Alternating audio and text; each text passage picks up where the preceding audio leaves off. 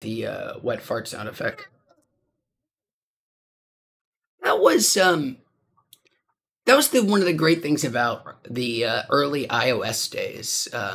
Back when it was like first being called, iOS, the early App Store era, the era of the fart App. the fart, yeah, fart noise Just a maker. button. Yeah, I probably had 20 different fart soundboard apps in my early iPhone days. It was a simpler time. It's definitely a simpler time. They had that great app where you could drink beer. You'd use your phone's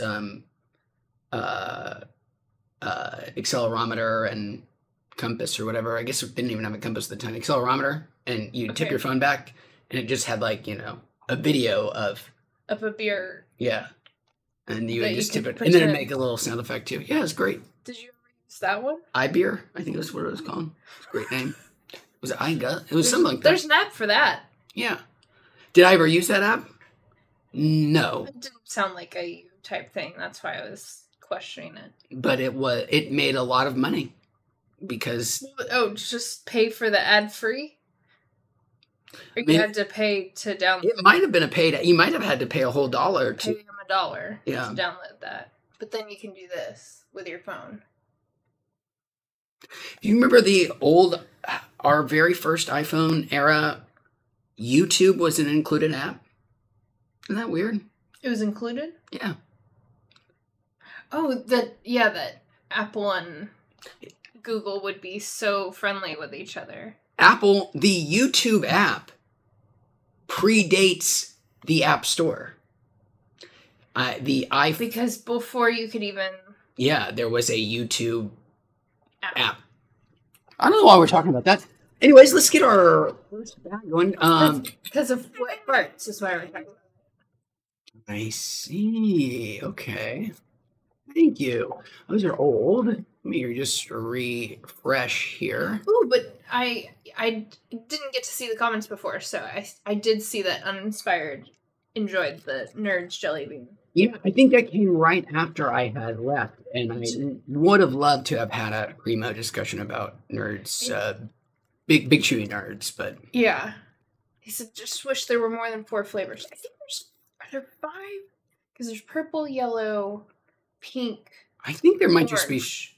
Oh, that's 4. Yeah, Yes, I also wish there were more flavors of it. there are sour variants, but they are crazy They- sour. And yeah, And I'm a also sour- hard to find. Yeah, I haven't seen them in a long time, and I like a sour candy, but they are, I mean, almost the uncomfortably sour.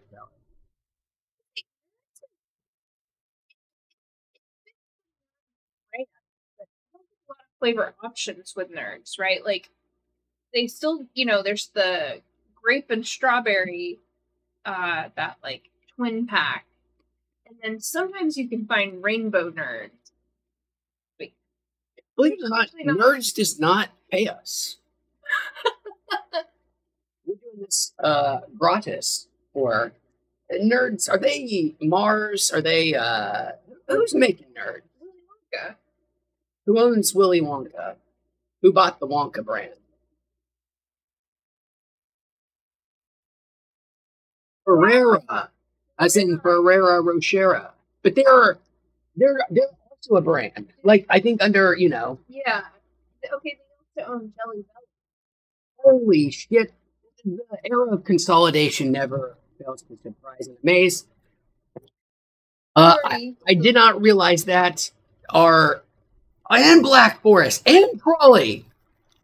Okay, I wondered about Trolley. Holy shit. So I did not know this. The Ferrera company, as in the names of the candy, the fancy little They foil. have the shit candy.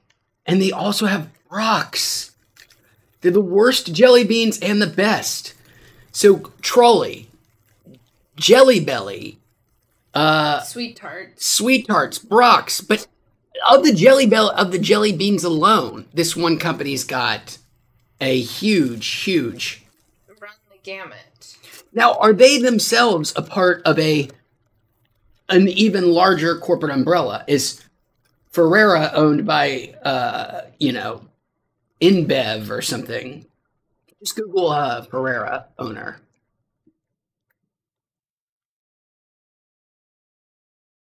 They're a privately held company with global headquarters in Chicago.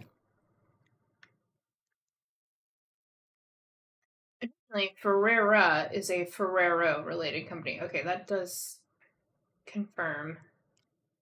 Well, we're looking at their corporate board. We've gone too far. All right. They do have an Oppenheimer. Well, I've always thought the nerds Big Chewy Beebs were the bomb.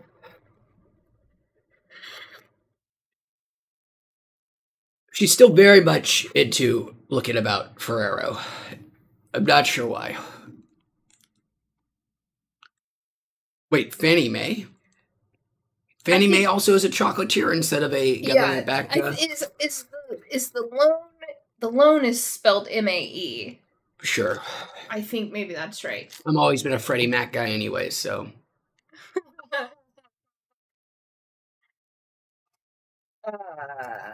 Let's ignore that. Yeah. Ferrero. I think it's Ferrero, but probably private investment now. Good old private equity. God, private equity makes pretty much everything better. When somebody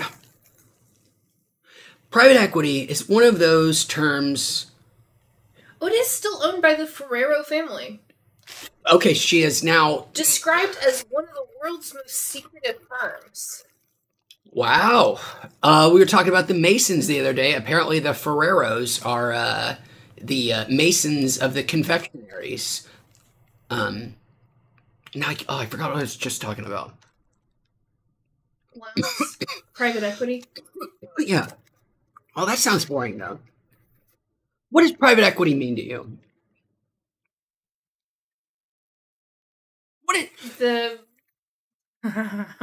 Well,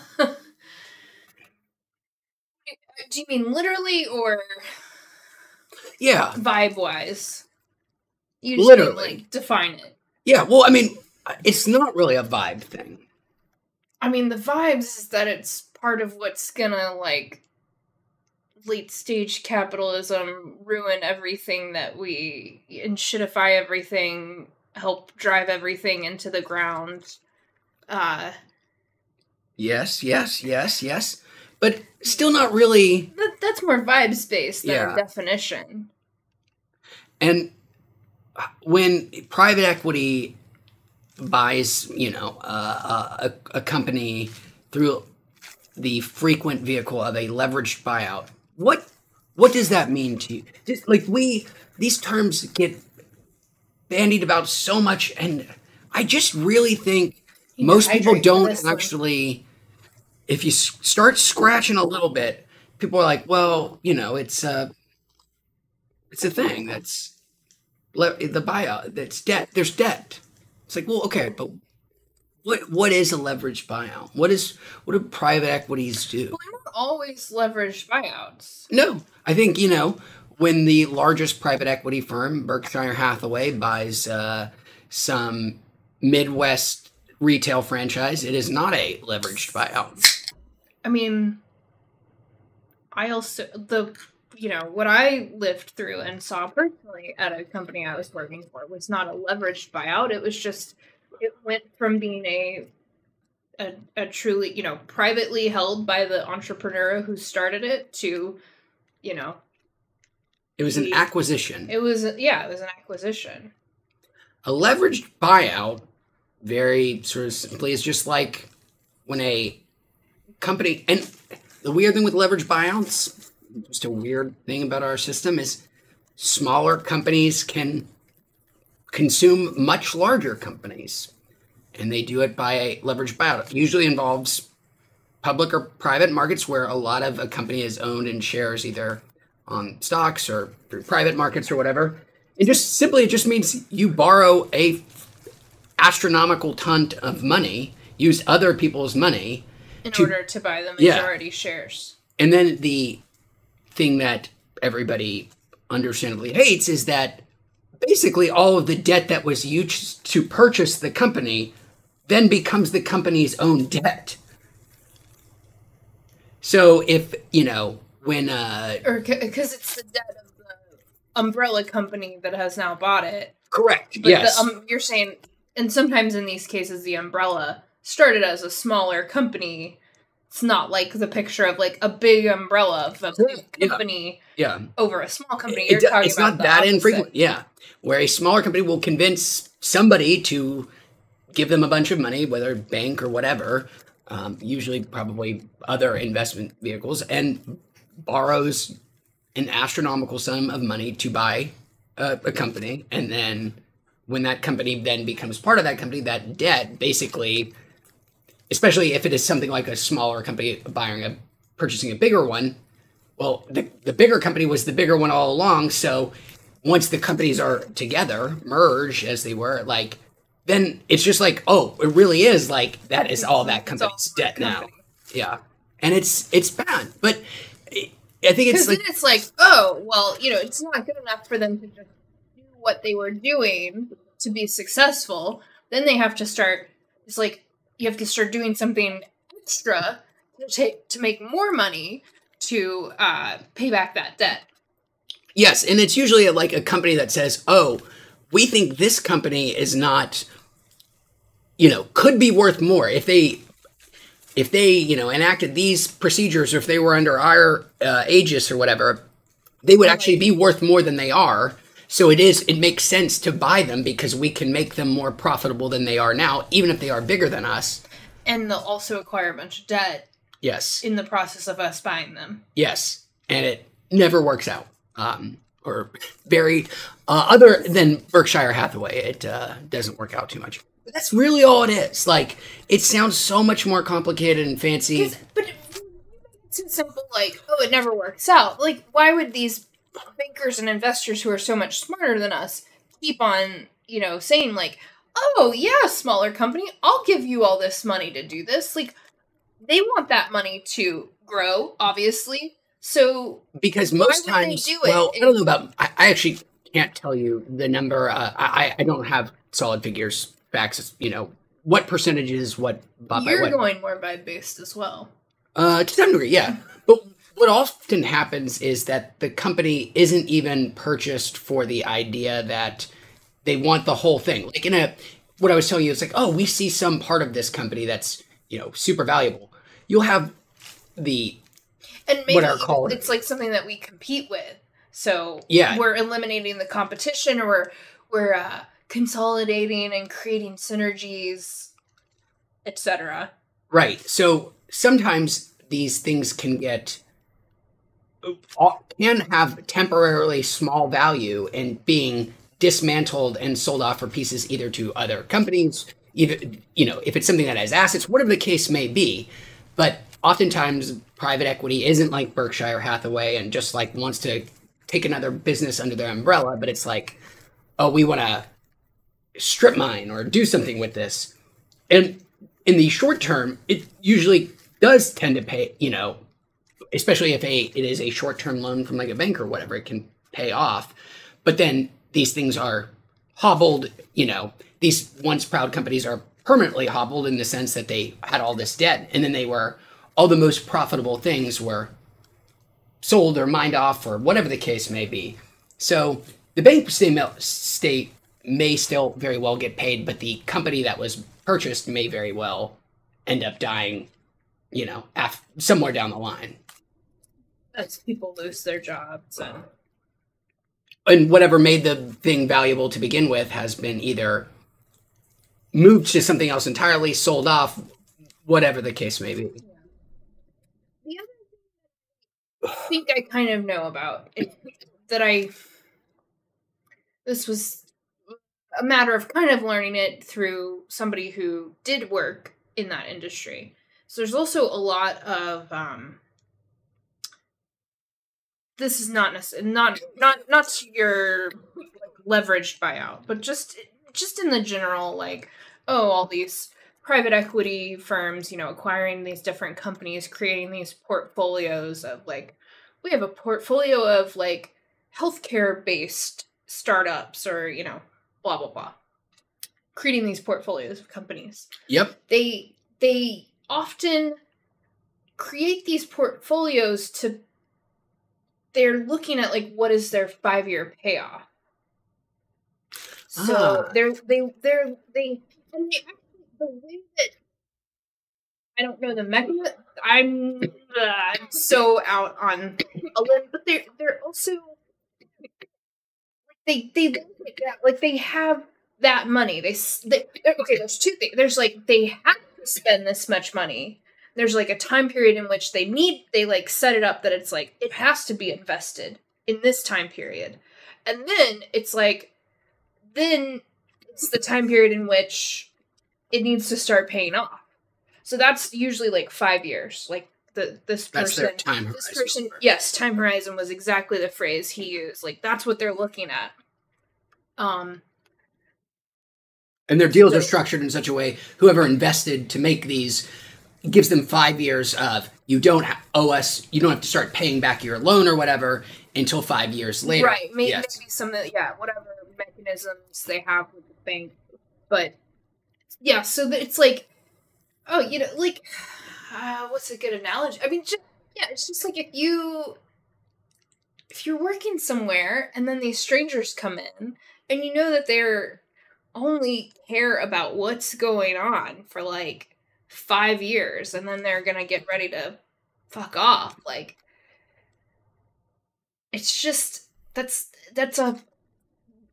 it's not a really like cooperative environment.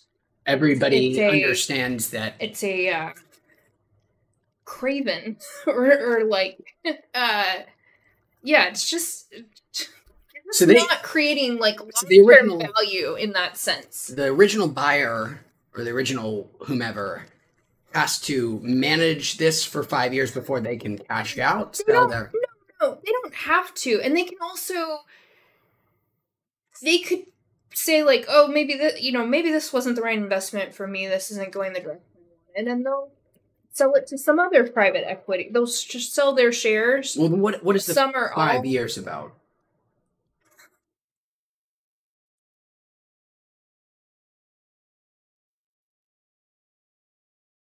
Anyways, it sounds not too dissimilar to a lot of investment vehicles, which are a lot of poor incentive structures, making people do dubious behaviors to hit arbitrary benchmarks to keep the values of certain things at a certain level. Okay. Let's talk about commercial real estate, for example. Okay.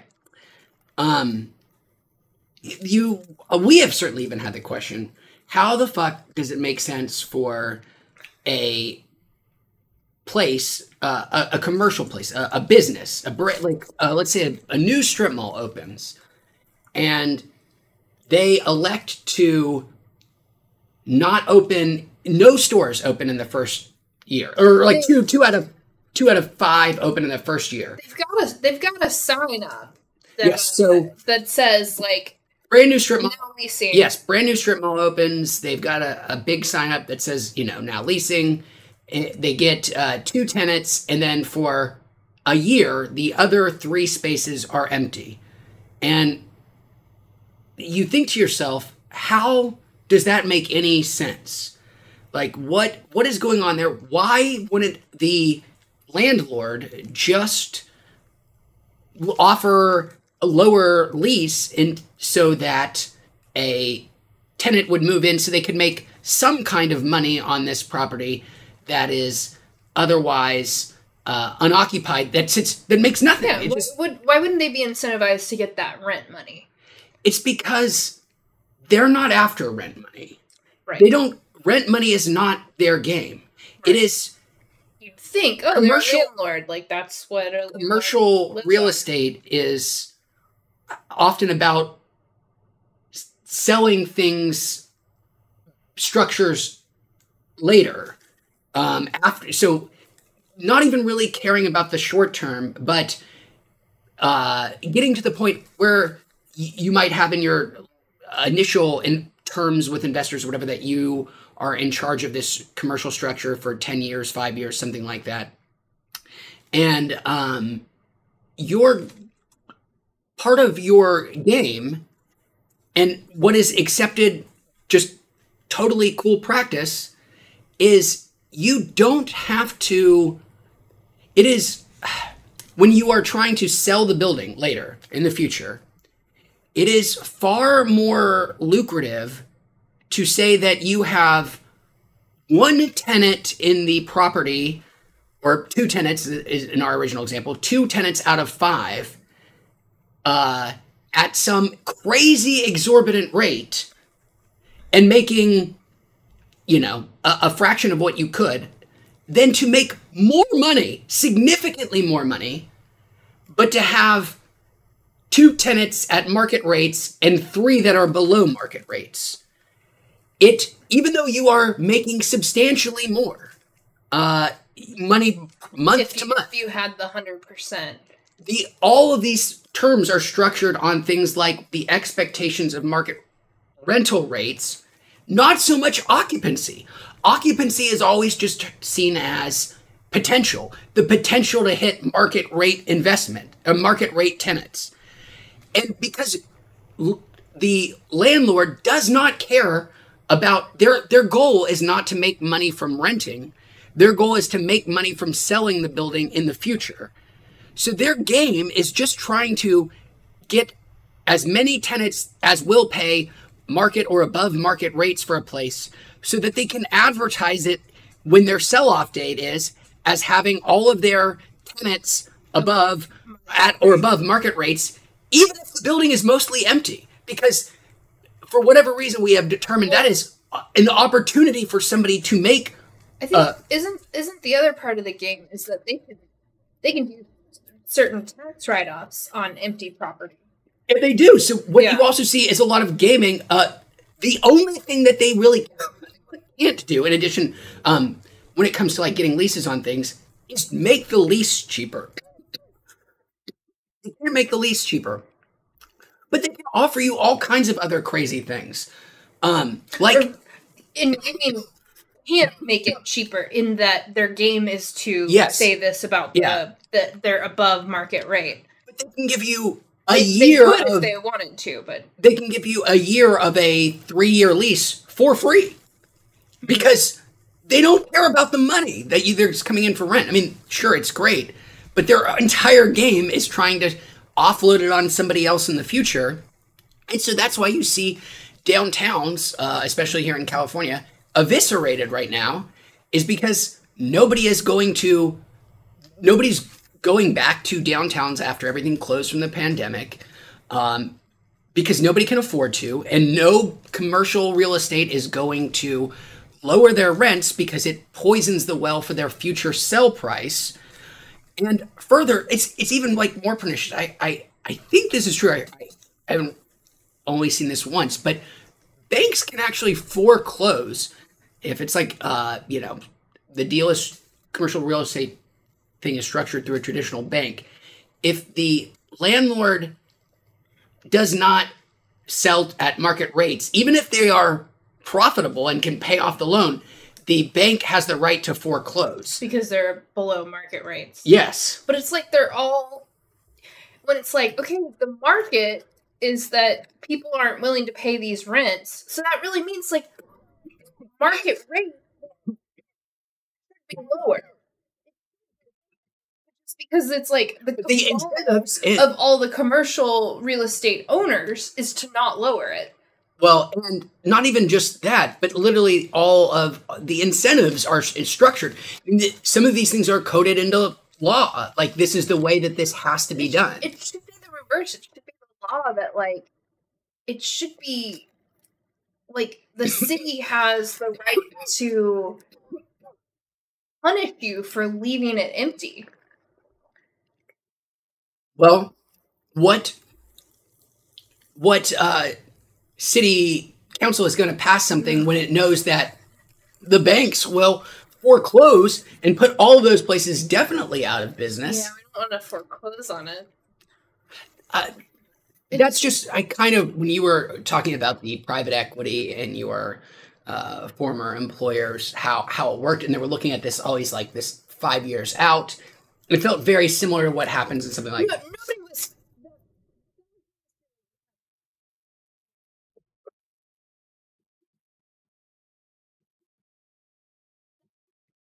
was saying that inside the company, of course, right? This is just what I learned from watching a TikTok about private equity and talking with somebody who had like worked in the field. Okay.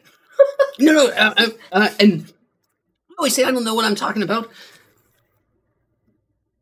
I sure as shit don't know one effing thing about commercial real estate, and I just sort of confidently blustered like I did. I think everything I said was true, but I'm an idiot.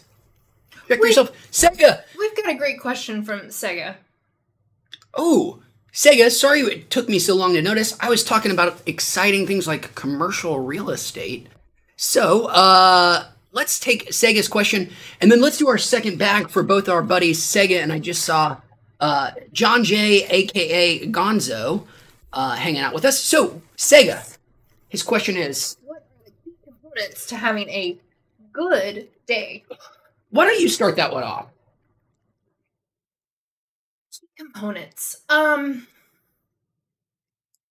a more like go with the flow. I'm a little like resistant to having like very rigid schedules.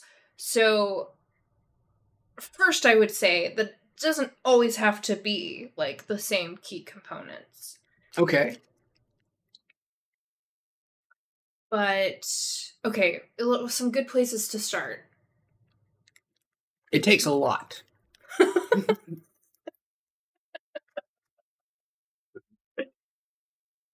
Where do we begin? Years. No, I'm kidding. Like being outside is such a good, quick, and easy way to get there. I mean, you know, especially if the weather's nice. It gets trickier if the weather is not nice. But you know, when the sun's working with you on that good day, that's a good start. And so then being outside in it at least some part of the day. And then my next question is like, who am I with? Am I with Wheats and my dogs? That's probably another part of a good day. Okay. Be around people you nominally want to be around. Really. Okay. Well, thank you. Sega says weed helps for having a good day. I agree. Certainly not necessary, but can make an average day a little better, for sure. I think those are some great suggestions and great places to look. I really think, trying to be around people who make you happy, that you just enjoy being around. I'm going to follow that one up a lot, or as my go-to. I think it was such a great answer. I think it's more key than anything else. Find people that you like being around and be around them as much as you can. And that's probably a pretty good shortcut. It's a good shortcut. It doesn't mean that it's necessary, because you can still have a great day on your own. Sure.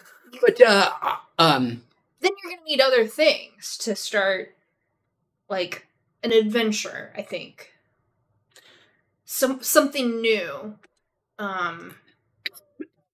Maybe some travel, maybe that to another city, or even just like places in your own, exploring your home in a way. I like thinking of trying to be a tourist mindset in my own town sometimes. Like, oh, where can I go that I haven't been before? That's great. If you could do that, Sega, if you can explore around your city, do something different you've never done within 15 minutes of you, go for it. Okay, so John said donuts would help. I almost started with food. Food's good. Food, another one that's not necessary, but definitely can help. Good food, donuts. I'm gonna go with the thing that you should not do. I'm not creative enough most days are baseline good, pretty good. So I will tell you the one thing I can tell you to try to do to avoid having a bad day, and that's spend as little time as you can of your day behind the wheel of a car. The less time you're driving, especially in any kind of traffic, commuting, the better your life is going to be. And we have like data on that says commuting is the surest path to misery. Commuting via car, but even commuting a long time via public transportation, especially if it involves multiple modes or multiple stops or things. But if you're somewhere where you can just like, I get on the bus and I ride for an hour and I sit and I read, or that's when I check all my emails.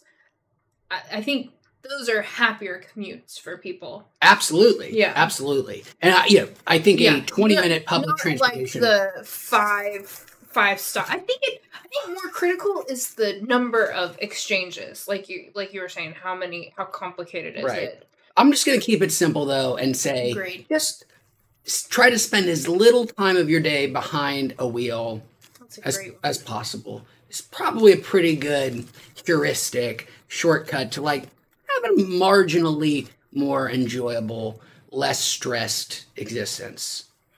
Fuck cars. Let's do a second bag. John did say donuts would help. Yes, they would. Donuts, making so many things.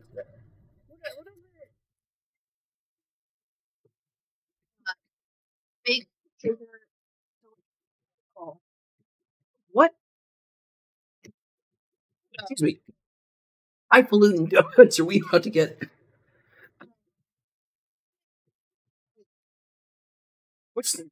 In Long Beach, we're about to get some kind of new hoi polloi donuts.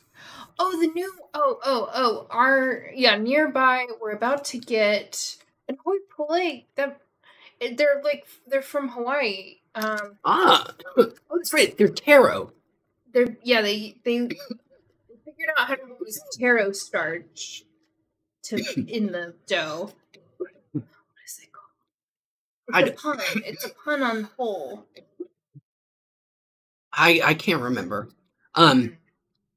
My guess, being a judgmental person, and but you don't need fancy donuts. Yeah, we're so lucky we have like great donuts that aren't even fancy. And being a person of a very unsophisticated palate, I'm going to say these fancy ass donuts. If you want to pay $5 for a donut that doesn't taste as good as one that costs $1, check them out. It'll probably be money well spent. But Real.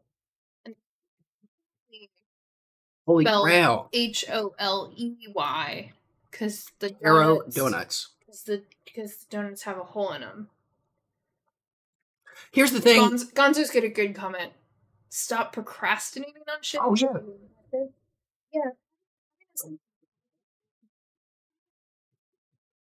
Not the sense of like, oh boy, I didn't get anything. That's not a good feeling. As video game designers have known for a very long time now, and perhaps to the detriment of video games, marking things off a checklist is incredibly satisfying. There is nothing sort of more compulsively driven than seeing a list of things and crossing through them. So I get exactly what you're saying, John Jay. Like, getting shit done is a great thing. No, multiple, you actually get the things you wanted to get done, but even more satisfying to our monkey brains is just crossing a thing off a checklist. Let's ask Ubisoft.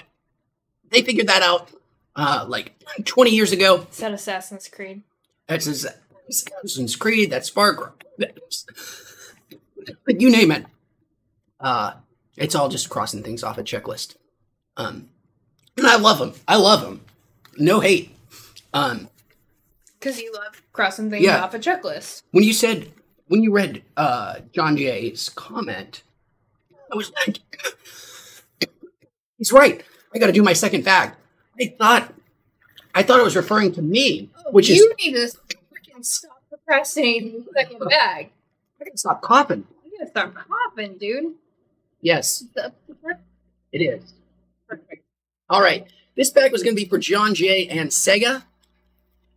Hopefully, I can get down on the coffin. Not sure what's going on with the lungs today. John Jay says Cushigram, a very popular delivery service, has some crazy clearance deals going on.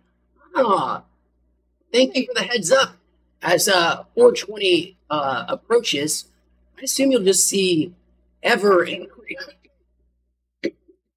numbers of deals as people try to encourage people to come to their dispensary as opposed to another.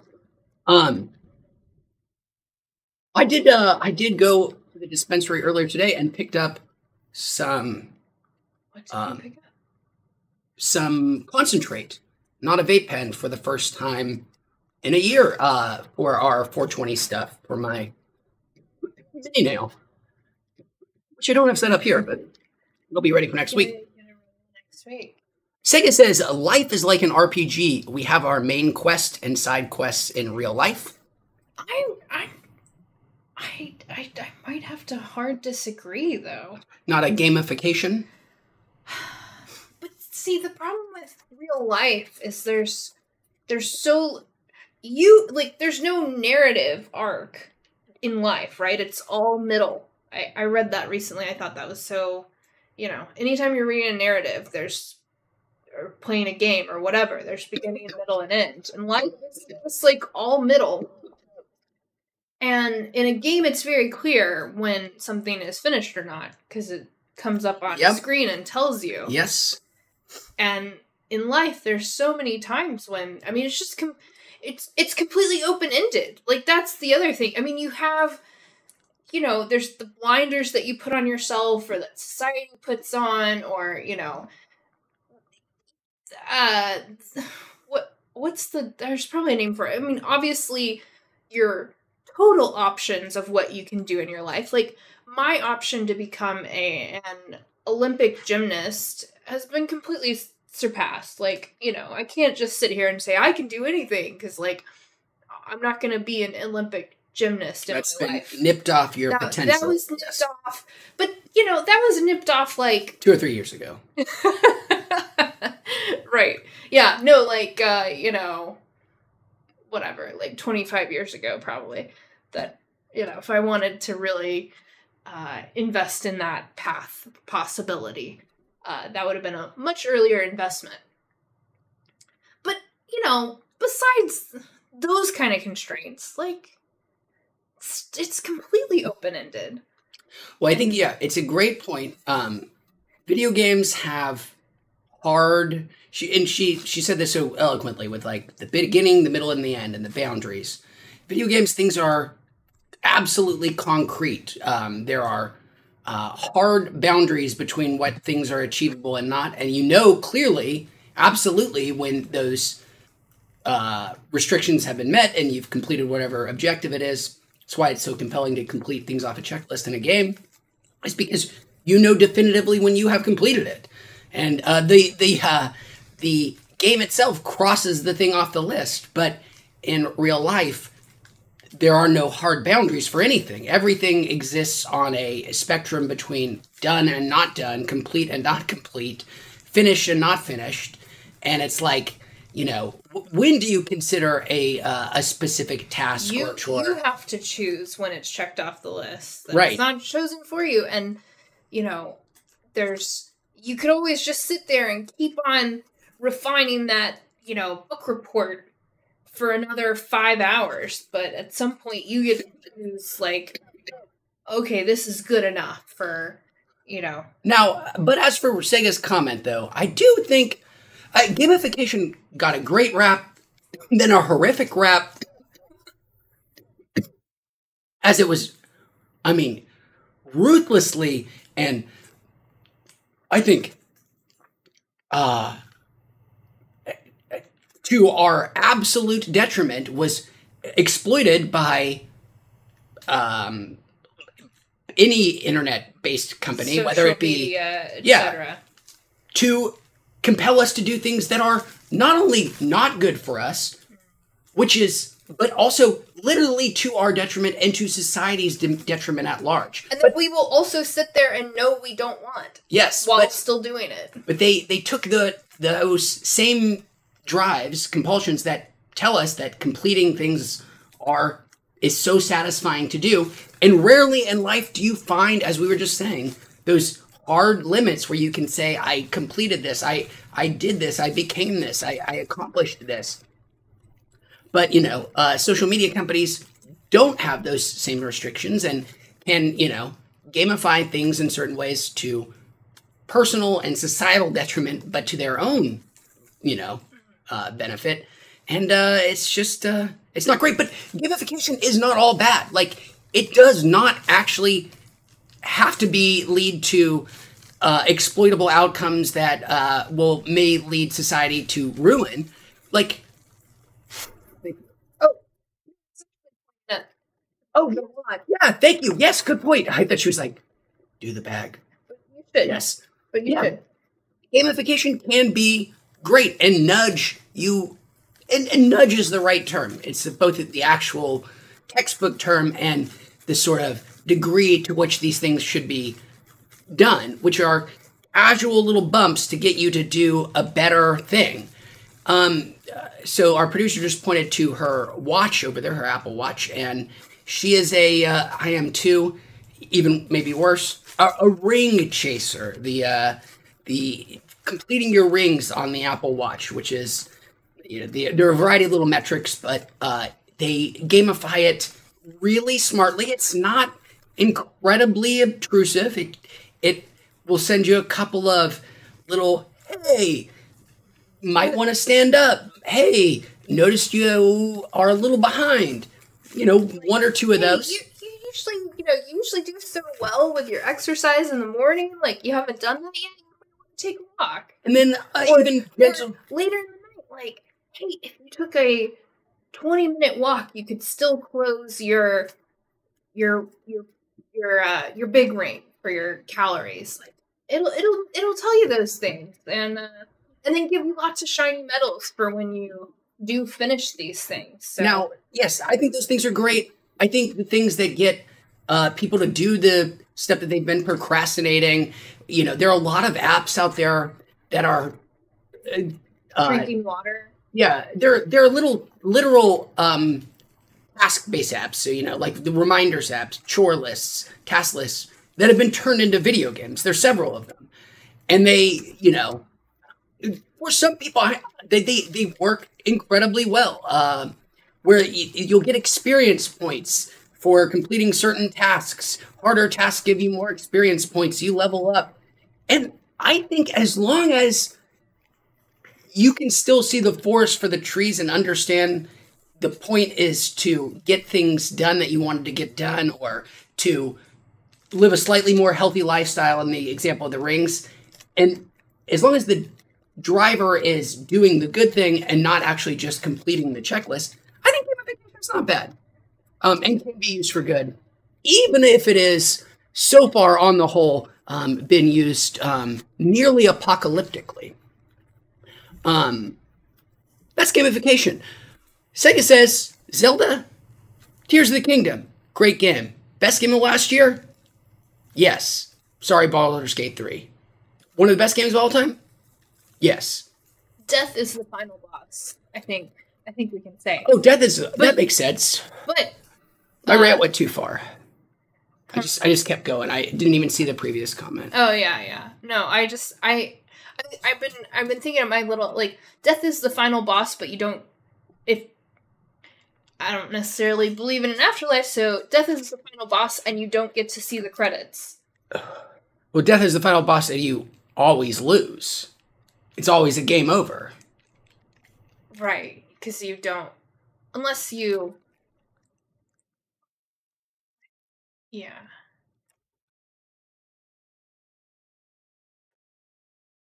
But the game, if you don't defeat the boss, the game isn't over, because you're still fighting the boss.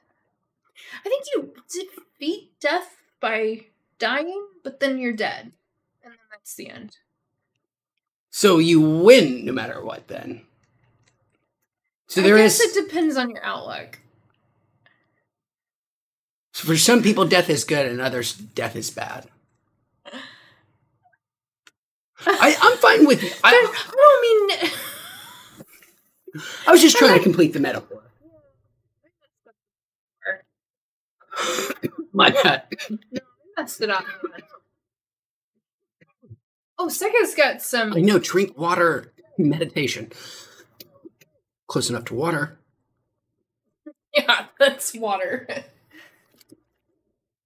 Focus. Center yourself. Think about how you don't need to cough.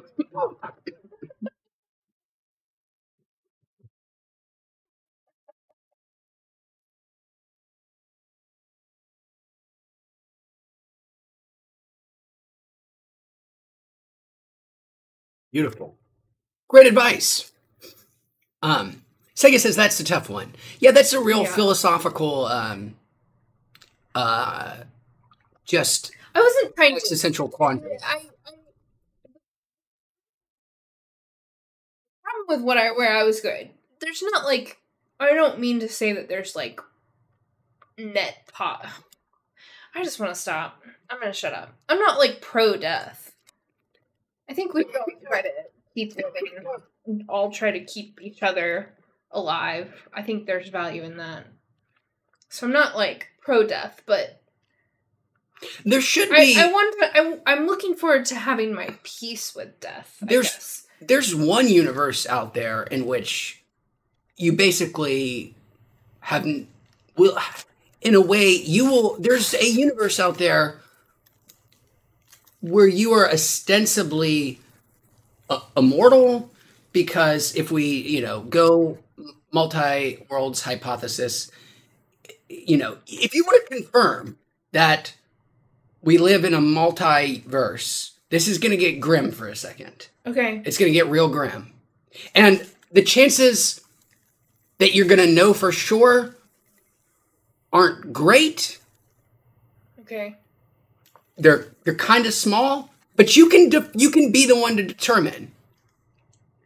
If you just do a bunch of straight up suicidal things over and over and over again and miraculously survive, like we're talking things that should just absolutely kill you. Okay. You can pretty much guarantee that you are in a multiverse. Because all of those chances adding up should, if you take a loaded gun and put it to your temple and shoot. I feel like I'm trying to think of what piece of media this is making me think of. I don't know if Rick and Morty ever goes down this rabbit hole or not. But this is a well-trodden, mildly well-trodden philosophical exercise, thought experiment about things like a multiverse. If you just keep doing insanely suicidal shit over and over again and just don't die, you can say, like, okay, we live in a multiverse because I happen to be the one in that all of those universes where that crazy thing happened, because there has to be that one. There has to be that one. Like there has to be a universe in which somebody did all of those suicidal crazy things and survived. Like you take, there has to be if the infinite. No. So I know that you like to say that, but multiverse doesn't mean that. Like, multiverse doesn't mean like the Rick and Morty. Like, there has to be a Cobb world. Like, just because it's a multiverse, so then there has to be every version, so there has to be, like, Cobb planet. With, like, we are corn cobs instead of humans. It doesn't have to mean that. If it is an infinite, if it is a truly infinite set. And there doesn't have to be the world where, like, the couches are calling for people as their pizza. 100% agree. Okay. In an infinite set, there's still restrictions. Any possible variation, and there is no real possible variation under the laws of physics we have. That using, I mean, if there is a way for a couch to actually become, it wouldn't be a couch as we know it. Okay. But if those configuration of atoms or whatever are possible to make a sentient couch, which probably is not true. But if those things were, and it is a truly infinite set, it will be there. Right. But there, it's not. Yes. So I guess that's why it's useful that it's multiverse and not infinite verse. That there's many of them, but there's not. So this is everybody should read Our Mathematical Universe by Max Tegmark, where he goes over these different levels of multiverses, like level 1s, level 2s, level 3s, level 4s. Level 1s is the universe in which we live in, which is basically the infinite universe. But you can, of course, start scaling that up to multiverses, which is the wave function collapses in every possible way, and in each different way the waveform could have collapsed, a different world branches off. The one I'm talking about is actually the most simple one, just our universe. That's only if our universe is actually truly infinite, which we don't know, probably is not. But how can it be both infinite if we think it's expanding? Because expanding would mean it's bigger than it, like, every second it's bigger than it was before. So that means even if we can't measure it, there's some discreteness to it. Well, it also depends on what you mean by discreteness in the sense that, like, things can also be, if it is folded back on itself, it can be both infinite and finite. If it's like torus shaped, it can be infinite in the sense that you could always go one direction forever, but you will eventually come back to where you are. Okay. But we don't know.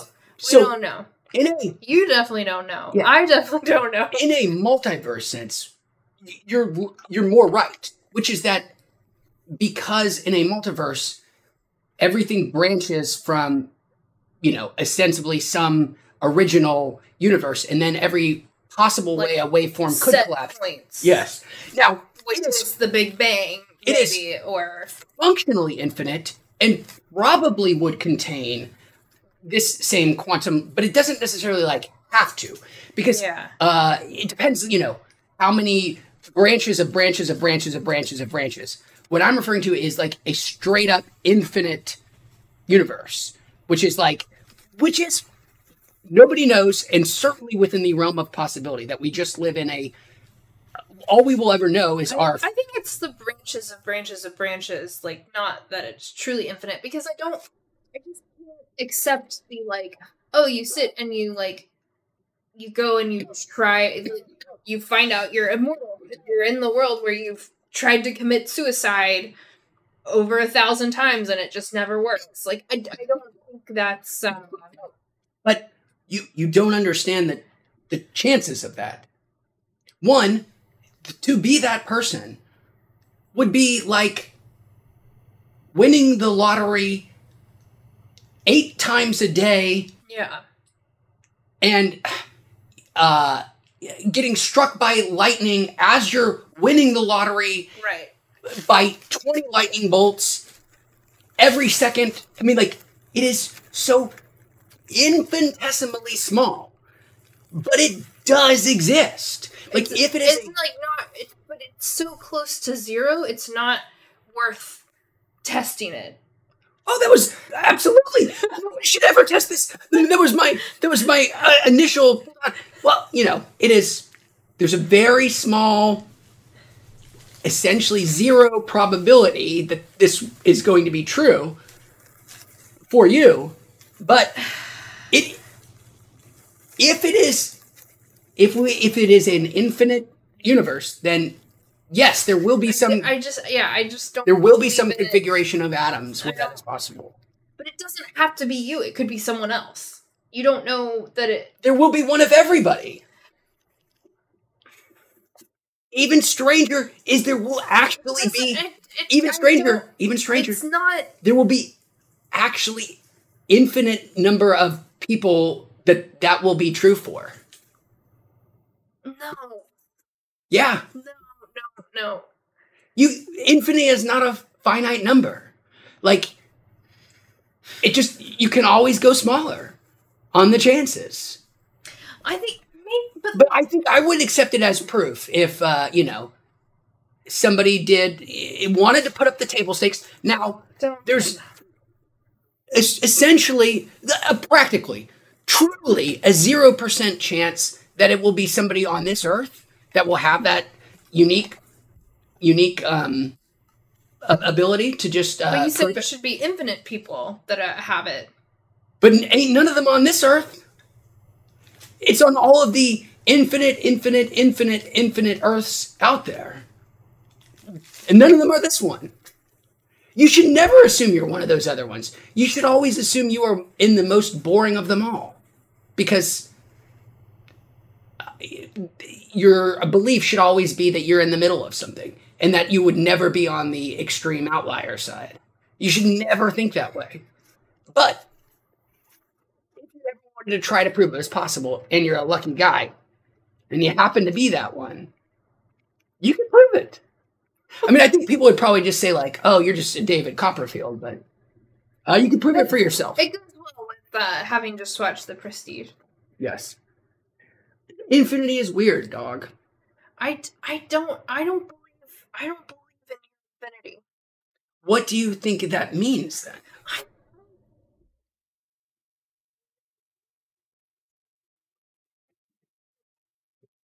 There's like lots of branches, and like different branches can happen. That's a at multiverse. Any time. Yeah, I believe in a multiverse, not an infinite. But even there, the numbers are so astronomically huge. But there's the branches are so constrained by like what already happened. But we've talked about, the 3-body problem and chaos theory. Yeah. Think about what happens when you get from a branch from a branch from a branch and how different already that could be than the original. But it's still gonna be constrained by the infinite universe is still constrained by whatever laws set up are true. Yes, and so which is the relationship between atoms that set up the relationships that set up biological and chemical processes. And I understand that there can be different biological and chemical processes from ours, but I still struggle to accept that it would end up meaning like a version of me, that there would be something that like is recognizable enough as a like another version of me or some other person, and that there would be this like immortal version of them. Functionally immortal. Not immortal in any literal I don't understand how your description is not describing an immortal person. There will, if in an infinite set of universes, there will always be a producer who is the oldest person alive, who will have not yet died. Nah. That's just the way it works. And there's too many people. There are infinitely many more exact copies of Earth than there are just people on Earth. I mean, that's the consequence of infinity. Yeah. no. It's just no. It's just multiverse for me. It's just multiverse. It can't go past. So you've seen multiverse would get weirder in the sense that because of what we think of as a multiverse is like when a waveform collapses, which just is always happening, and every different, waveform that collapses, every individual one can branch off its own universe. Those universes do not have to have, theoretically, the same laws of physics that we do. They can operate. They have to have the same building blocks. Yes, but they don't have to have, like, the same, necessarily. We don't really know.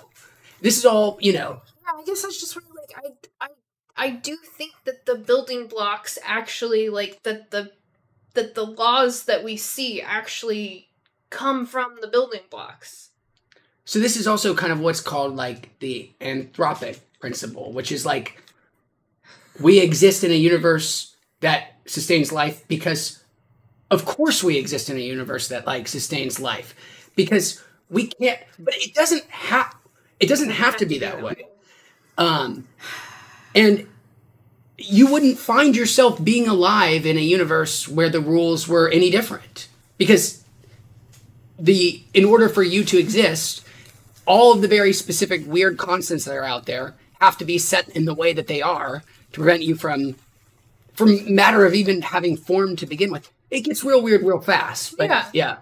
I mean, it's super weird. It's weird from the start. It doesn't. Yeah. It's not even there fast. It's just all weird from the start. Okay. Before we move on, I'm so sorry. Actually, I love talking about this. Obviously, and this is my bread. I love it. Oh shit! Now what was I gonna? Oh, what was it? Hold on. I got this. We're supposed to play Balatro. Yeah. Right. Oh, you know the Library of Babel. I know the Library of Babel. I'm the one who told you about the Library of Babel. No, I saw it on a Vsauce video years and years and years and years ago. Okay. And it's okay. It's okay. I'm the one who told you you should read Snow Crash. Yes, for sure, you did. The Library of Babel should help you understand that what we are talking about is absolutely within the realm of possibility. Because right now, as we're talking, I can't remember the exact character limit, like 480 characters or something like that. Every combination, any number of, any piece of text, anything you can fit under that number of characters. Take the transcript of us talking. Take the exact, any part of what we just said, cut it out, and paste it into the Library of Babel, and you will see that it's already been made. It's old news. It's already been cataloged. It's already been written down. Sort of. It's kind of a cheat. But not really. It is up to 3,200 characters. 3,200! That's lowercase letters, space, comma, and period. Search 3,200. That's like 20 tweets. I think that's good enough. You can add that too. And this. You can even add these words. Because I couldn't put I kept on typing numbers. So I'll type it in words. It's even exists in written form, 3,200. 3,200.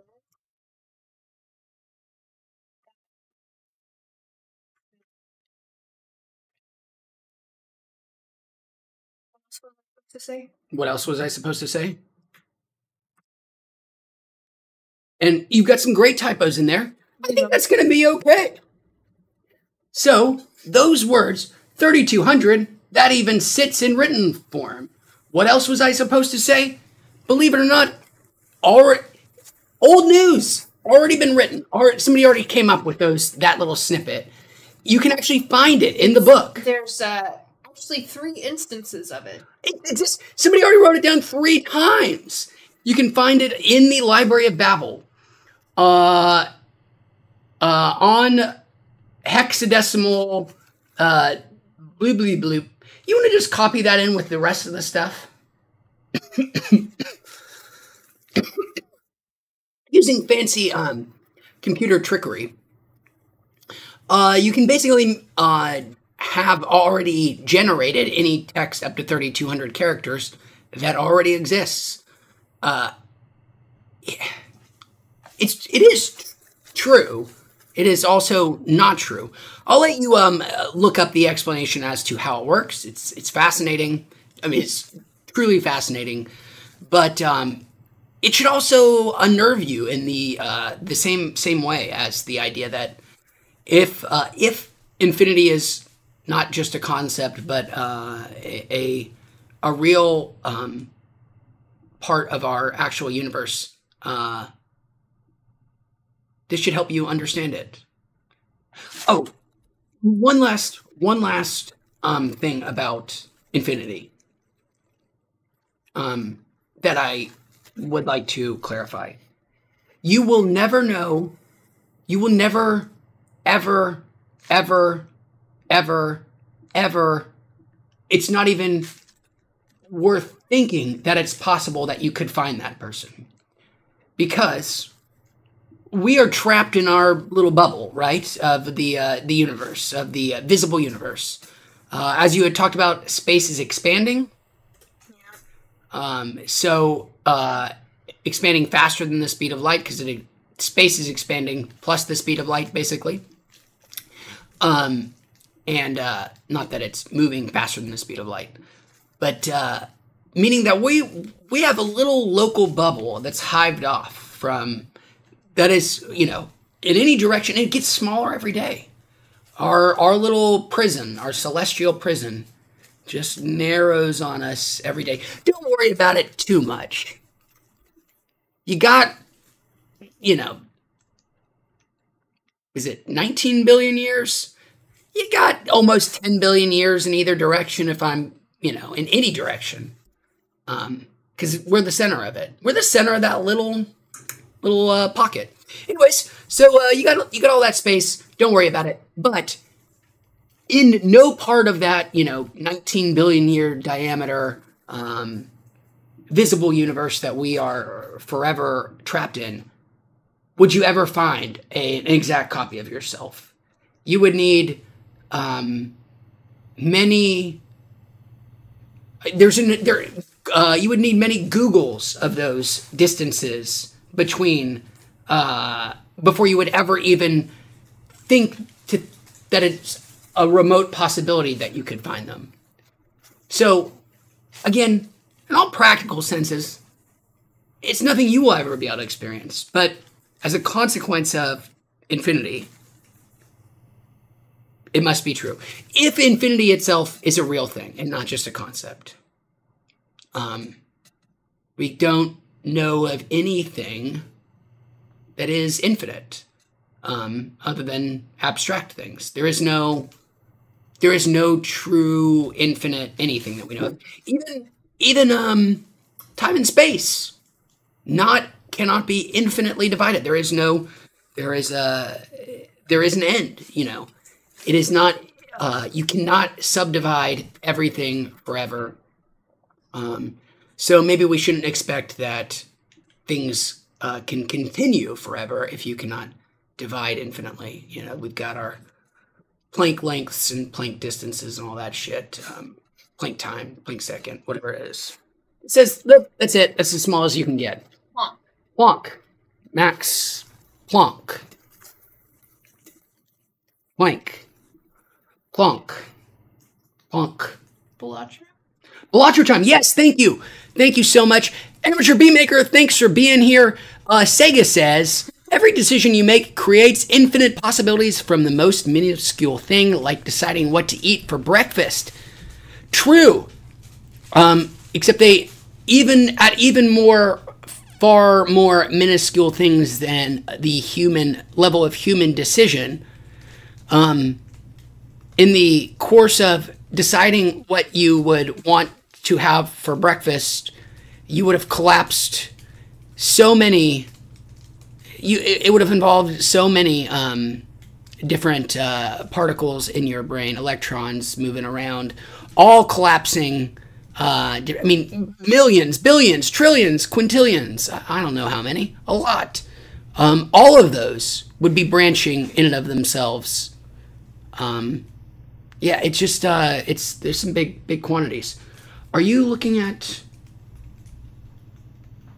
the Library of Babel? Did you find some cool stuff? The Library of Babel is one of the coolest, most dopest thought experiments in existence. It's really fun to just mess around in. Amateur Beatmaker says, it took some shrooms with my homie and we watched The Wizard of Oz and The Dark Side of the Moon synced. Ah, a classic Amateur Beatmaker. And even before 420, the legendary pairing of The Wizard of Oz and the Pink Floyd's Dark Side of the Moon. I have not done it myself. The Dark Side of the Rainbow is what they call it, right? Dark Side of the Rainbow. Where you do the two because they like have this weird synergistic, people have noticed that they seem to have these shifts in tone and plot as things in the music happen. I want to do it. I would love to do it at some point. I have a high school teacher who, I mean, we did not obviously do any drugs at our high school, but did sync up the music and the movie for us. I was about to also share a high school story. My podunk little awful, terrible high school. Oh, yeah. I mean, genuinely terrible public school had a excellent planetarium attached to it. Like a really cool fucking planetarium for the public. And they did a 420 Dark Side of the Rainbow thing in the planetarium. As a high school student, one who is, some would say, is mildly interested in topics that might be shown in a planetarium, I was allowed to go in one time. Even though was literally attached to our high school, we weren't ever allowed to do anything there, except in my physics class that I took. But I remember going there in elementary school. We got to go once. I think you did say... or maybe even twice. She has been to this planetarium more than I have, and it was in my high school. A cruel thing. And in this conservative, backwater, awful, podunk, misery-ridden, flea-ridden shit stain of a public high school in the middle of East Tennessee, they also showed Dark Side of the Rainbow on 420. But you better not have done anything in the parking lot beforehand. They would have been happy to arrest you. Amateur Beatmaker says, newfound love for the movie and deeper appreciation for the album. I'm so glad to hear it. It enhanced both for you. I haven't engaged with either of them. I mean, I know I would love to do it too. I mean, it's always been something I wanted to do, Amateur Beatmaker. And I wonder if the big planetarium, the Griffith Observatory does it. If there's a kind of place that would, it should be there. They also do it, our planetarium did it with lasers, too. They had lasers. And lasers are always sick. John Phantom says, real LSD and the drunk scene from Dumbo go together like LSD and elephants. Isn't that how whatever his name is described it? Seeing like pink elephants. That's the whole elephant. Is that where it comes from? I think so, yeah. He like licked his finger, took a bicycle ride home, was tripping out, like saw a pink elephant or something, and then LSD was born. To Balatro, which is this dope-ass card poker roguelite game. I'm going to move over to the co-pilot's chair. And we will kick it off here in just a second. Let me get it started. And then we'll do our third bag. Sorry about all the rambling. I wanted to do this earlier, but I just was in a chatty mood, I guess. You had some great topics. And are you finding... Orange Coast College has a planetarium with a, like, music and visuals that they have Friday the 19th. But it's only $12? That's not bad. Lasers, $4.19. I had to be here for $4.20 anyways. Yeah. All I have to do is find those mushrooms beforehand. Let's see. $34. So much for that. 13. That's for children. Deceptive advertising. Gotta let with the like tickets from this price. For all the children who are going to be going unattended. They're not allowed to go unattended. They must be accompanied by adults. So yeah, it makes sense that they would say from that price, because that is a price that many people are going to pay. Yeah. Literally no one will pay the price of $13. It is impossible. It seems deceptive to me. I don't know why we are so tolerant of deceptive advertising. Yeah. It really shouldn't be. Sega mentioned the Mandela effect, the new, what would you call it? It's the Mandela effect, and I don't mean this. The Mandela effect is a uniquely internet-based phenomenon. Yeah. We wouldn't. It couldn't exist without the internet. You would never. The Mandela effect is truly a product of mass communication. I don't in any way mean this. I'm going to say it, and I don't mean it in a, because we all fall prey to these all the time. It's what marketing is. But it is a fascinating case of like mass delusion in a way. Delusion is, I mean, it's a very harsh, a very strong term.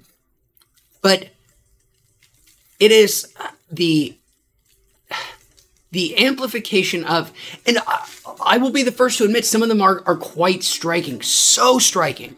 The Fruit of the Loom cornucopia one, personally, it's like, what?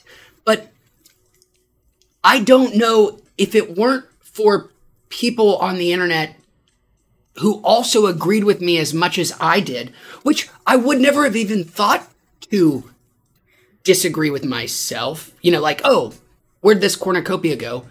Why can't I wouldn't ask people about it.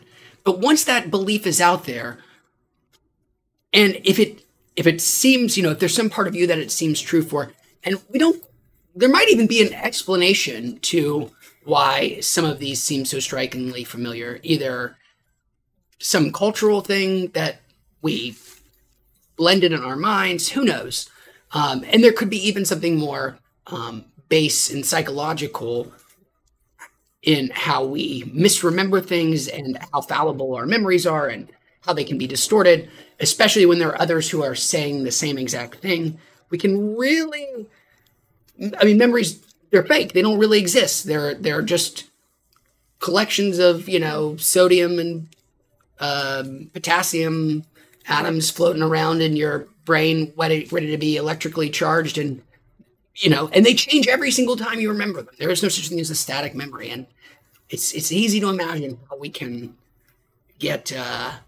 They're way more malleable than we like to think of them as. Yes. Reed Proust was a neuroscientist from Jonah Lehrer, one of the greatest disgraced journalists. Yeah. Don't read it because he's a total fraud. We were just talking about fraud, but but do read it because it's a great philosophical text. If I hadn't read that book when I was 21 years old, I would not be talking about the things that I am talking about today. It was a catalyst for me. Even if Jonah Lehrer turns out to be a total weirdo scumbag, it still got me fascinated in all kinds of things. But don't read it because he's just making shit up. He made up some great shit. I love that book. First was Neuroscience. It's all about memory. Let's play some Balatro. Read it as a fiction. Yeah. What could have been? Yeah, don't read it as a nonfiction. Great. I'm gonna swap over and then I'm gonna fix our camera so we're both in the picture here. Oh, we don't need. Well, that will be it. That would be me, and I agree that we don't need me because we're swapping seats. My dog also. I'm gonna make us a little smaller. And I'm gonna cut. Squish, squish. All right, you take my spot. Dog's a treat too. Dogs. Help those dogs.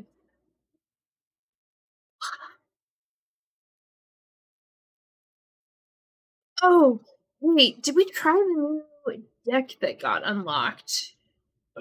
All right, so I'm too high and I gotta focus on the wheat. There's a continue.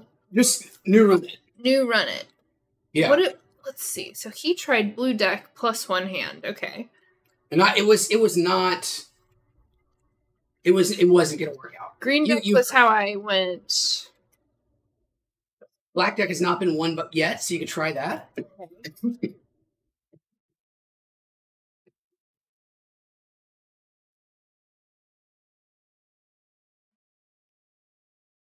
Interesting. We definitely never played Ghost deck. Are you gonna do it? I'm gonna try it. I think there's no there's no other advantage, but this is very interesting. Okay. I'm gonna try it. Interesting start. Let's see how it plays out with her. So I'm gonna let you explain a lot more because I gotta focus on the weed. Shop has a rare Joker, but you want to have the money to buy it. I won't have the money to buy it. So you've already got your hex card up there. So my hex card's already up here. So you're going to be kind of handicapped until you get some Jokers. Because you'll have only one card slot available too. Yeah. So if you could explain to folks what you're doing. I played some earlier. You've played some. Yeah. Don't need to explain everything. Just kind of what you're doing. Poker, but with chips and multipliers on the different hands, and I'm going to try to make a hand. What hand do I want? You're close to a straight. Well, let's check the suit. Also, you said, yeah, close to a straight, close to a flush.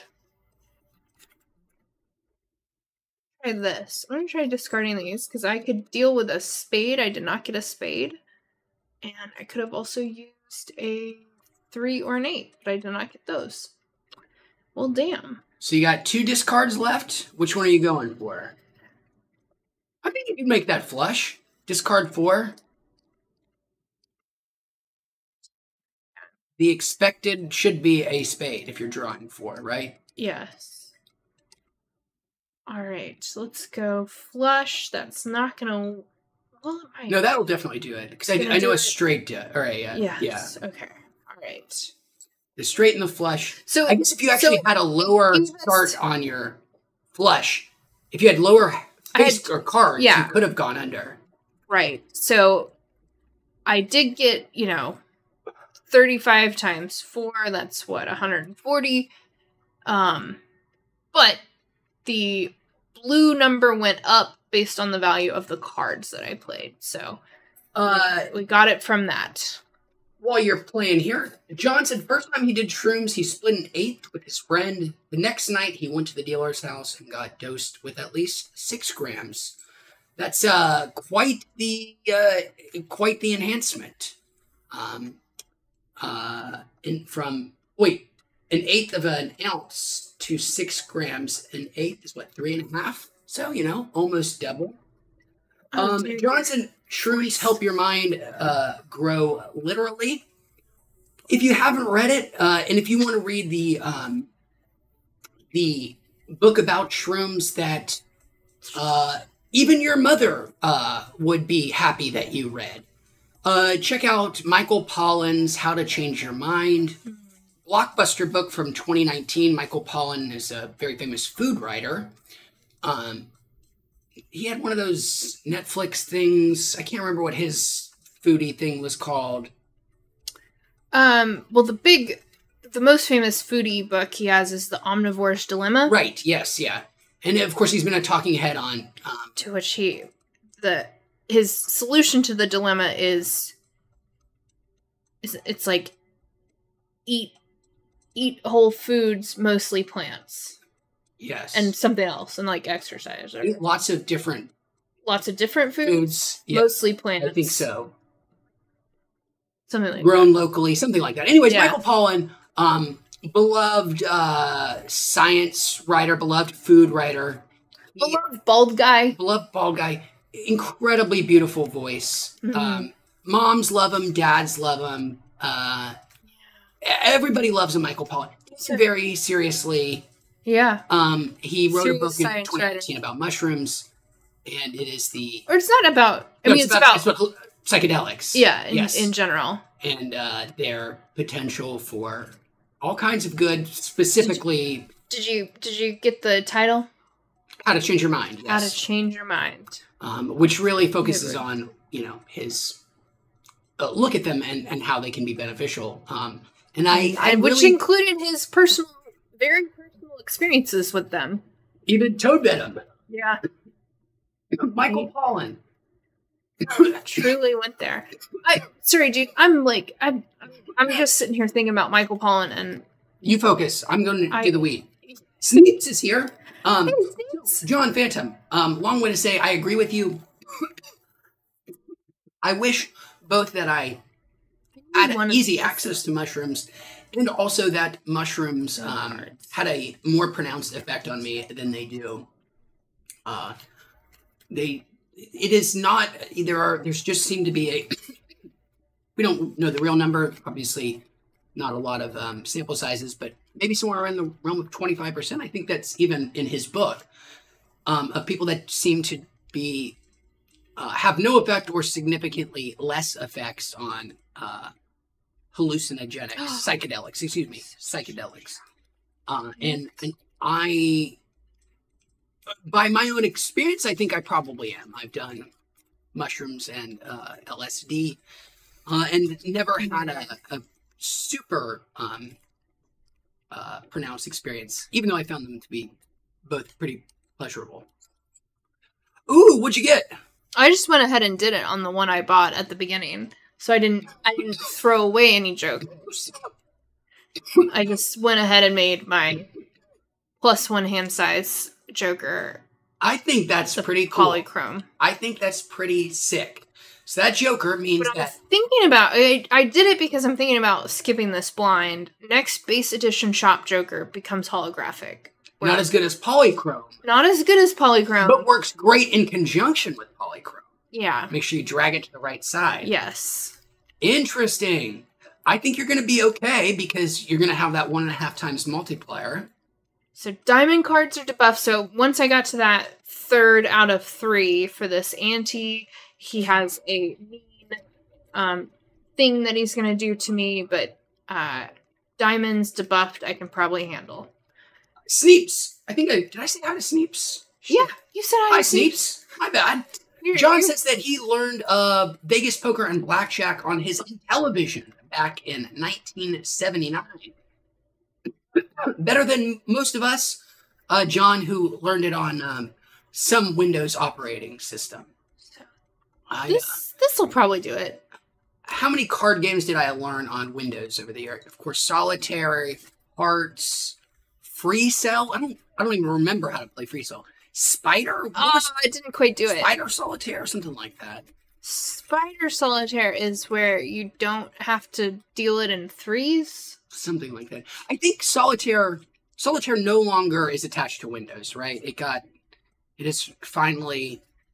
I don't know. In the OS in the sky. I just play 2 pair. Hopefully that'll do it.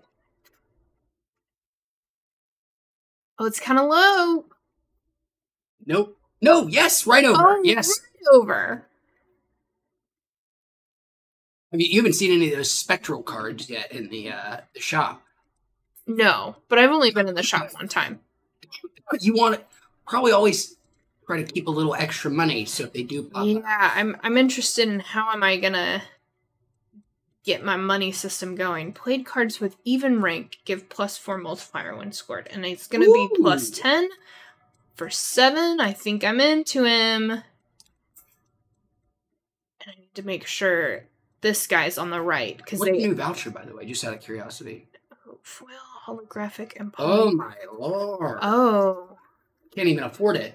And it's, ooh. Hopefully I can, I think remember, you want to definitely make sure you have enough if one of those spectral cards comes into that store. Yeah, so do I spend it on the buffoon or not? I don't think so. Because I want my money. And you'll get more having money.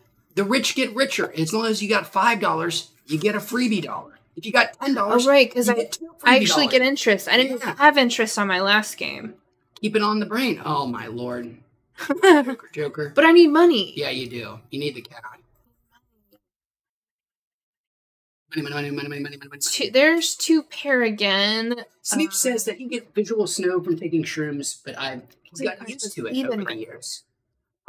Sneeps, if I experienced anything that would be mildly trippy like that, it might be some in the periphery of my vision, what you would call visual snow or slight distortions of light or whatever. But that would be about my extent too.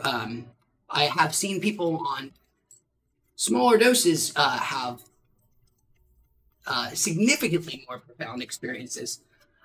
Just curious, Sneeps, if you've done any other psychedelics and if that seems to be true for you in those other contexts, like if you've done, ayahuasca, LSD, any of those psychotropic drugs, and if they've had any more unexpected experiences. Effects. That every played card counts in scoring, but he's not hologram. Oh man, I might need to go ahead and buy the voucher. Expensive. There's a mega celestial pack too. You get 2. Ooh. Mega celestial. Because you could still theoretically get the... I do kind of... I've always wanted this guy. Every played card. It's only I could afford them both, but then I don't have much money left. Okay. What are you... have you picked any yet? I've not done any planets, so I'm on level 1 on everything.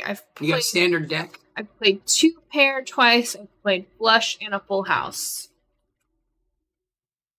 But yeah, it's just a standard deck. Right now, I like my even cards. So maybe flush? Because that works well with having a bunch, like, if I'm gonna, go for the even cards, I want a bunch of 10s. Sneep said that he technically has HPPD, which has visual snow as a symptom.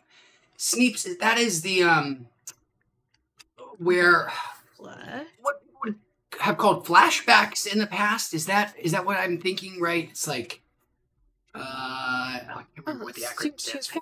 Like persistent something. Where you can experience hallucinations long after doing some kind of psychotropic drug or hallucinogenic. What I think that's what flashbacks were thought of as. Is that am I mistaken? Thanks for letting us know. I have never met anybody who has experienced them before. I'm curious, Sneeps, how pronounced and how often do you have it? Is it does it affect your life? Is it something that happens occasionally? I'm just curious. I've never met anybody who's gone through it before. Well, John, thanks for hanging out with us. Our favorite... out on the East Coast? Yes. 10 p.m.? Our favorite... ghost named... Yeah, just I was trying to think of a way to lock you down as an easy description, but that's just impossible. I was going to say, Wow, yeah. our favorite Virgin Islander with a unique background. Oh, you got a 3 of a kind. Anyways, John, Not really my thing. nice to have you here sharing your expertise as always. We hope to see you again in the future, man. Take care. Thanks for hanging out. We're back.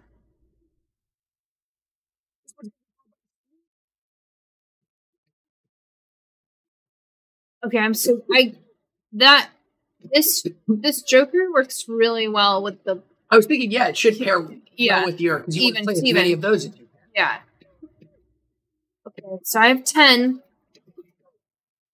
This is a Seems like foil Joker. Oh, Blush might be a nice Yeah, avenue for you to go down. Blush is. I mean, it worked so well last time, and But it's specifically because with, like, yeah, I don't want straights Yeah. because I want to get rid of all my 9s and Yeah. 7s. yeah. Oh, you have So- another foil. Are they both foil? Oh, you just that one. Just create a planet card if the played hand contains 2 or more 8s. I had that one, and I put it to great use. It's also nice that it's foil, so it has some benefit, Yeah, even if you don't get to use it, yeah. its intended purpose. But that compares well with your other joke. Because it already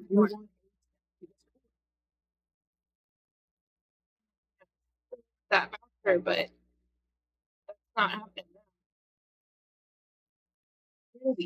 Maybe I can afford it after if I can get the gold. What speed cards are debuffed? All right, let's see. Sneeps very graciously and eloquently answered my super clumsy question That might do it. about his. Let me look up the actual I'm gonna HPPD acronym, what it stands for. I know persistent is in there somewhere. give me an 8. One more time. Oh, It is the hallucinogen persisting perception disorder. Thank you again, Sneeps. He says, in regards to how it affects him in his day-to-day life, he says, kind of. It's basically his vision is altered due to hallucinogenic drug usage, but that's about it. It took him a while to finally get used to the, I think this is a cool way, interesting description, VHS type vision. So slightly grainy, slightly, slightly not our best quality video we've ever produced as a society. I would hope to have, at least Blu-ray quality vision, if not 4K Blu-ray. But right. he says, though, that he's finally gotten used to it and it doesn't bother him anymore. Well, Sneeps, I'm glad you've become accustomed to it. If you don't mind me asking more, I'm so curious, how long after the drug usage did you experience it? Or was it just like it never stopped? And last very invasive question. Thank you for anything you want to answer. Totally cool if you don't want to answer anything else about it. I get it. I'm sorry for being so pestering. What drug was it that did it? And again, thank you for sharing everything, man. It sounds kind of terrible, but I'm glad you are at least accustomed to it. I might have to do telescope. Well, Sneep says that maybe as a benefit, when it snows or he looks at the sky, he gets colorful dots that fly around. That sounds awesome. You can experience a version, perhaps, of that yourself. If you just close your eyes and extremely lightly press on them, you can experience what are called, I think, floaters is the actual term for them. Little visual distortions, little imagery that just pops up in front of your eyes. They're not real. It's, I'm not even sure that they know exactly what causes them, but it sounds pretty similar to what you experienced there. As a kid, I had a lot of soft floaters all the time. Really, really elaborate ones sometimes too. And more like structured shapes. Now it's only if I like really rub my eyes and they're just kind of vaguely colorful blobs that disappear very quickly. But we can all experience that same type of visual hallucination. In that, you're not bad.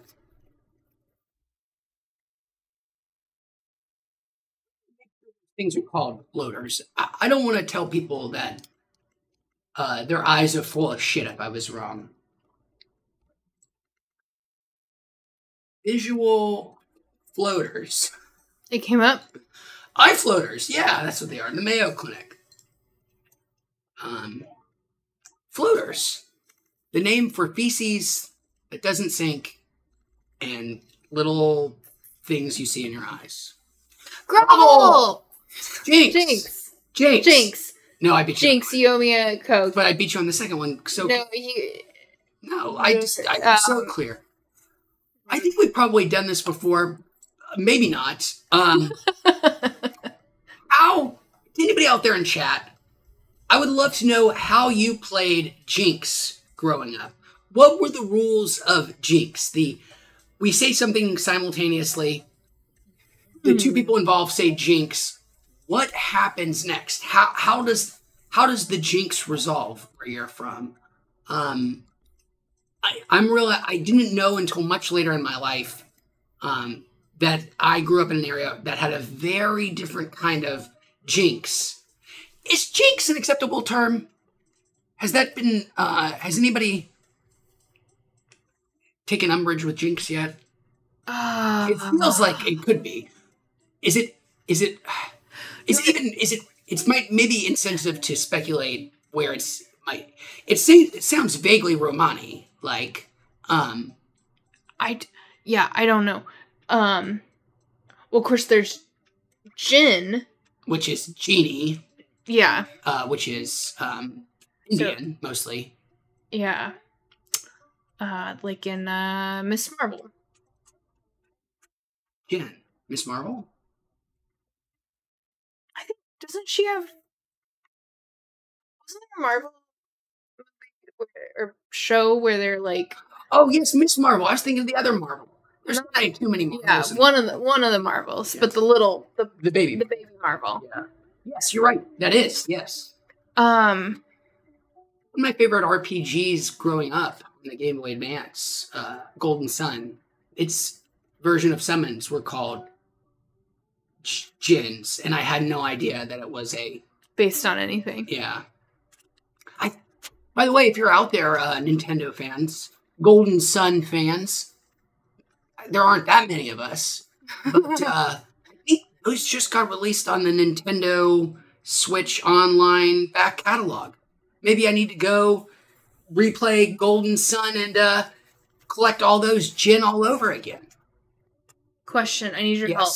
Do I want to destroy cards? I can destroy 2, or I can get $11. I think you want the $11 because you've got to get a spectral card at some point. Well, foil is a spectral? No, it's spectral is the ones that do something totally nuts. Totally nuts. Okay. It'll be like change all these to the same, suit. Yeah, you're right. Okay. I actually got one in my last run without that card. Nice. Kind of feels like a cheat on you, though, having not gotten any and having that ability. Well, maybe they're going to show up more often now. It's the luck of the draw, baby. It's the luck of the draw. Grovel answered my question, and Grovel answered it. Grovel, being a fellow Southerner, played it the way I played it in East Tennessee, which is with violence. Jinx was played... The punching in the arm that I knew was the punch buggies. Oh, yes. And of course. Also that. Yeah, okay. You had no punchback, too, right? Yeah, punch buggy, no punchback. Yeah. Did you also have slug bug? Yeah. Which was just an arbitrary distinction. I don't know what the distinction is. Some people made it that if you saw an old-style beetle, you could hit somebody even harder. Oh. There were hierarchies to the violence and the level it could go. But Grovel seems that where he grew up, the jinx rolls were similar, which is that you can punch the other person for every word they say until somebody says their name. Now it was deployed very strategically sometimes in my youth where people would set up a scenario to jinx somebody so that they could hurt them badly later because they would be in a situation where they had to talk, and these rules could not be violated. You know, they were considered. So, of course, the traditional jinx is buy me a Coke. No violence at all, just extortion. Which isn't a real violence. One free shop. Man. I need because of my. That's not those ones. I think they come in the packs at the bottom, the booster packs. They come in the packs? I think so. How can you see your power again? It might specify. Run info. Voucher. Collection. Tell me about my deck.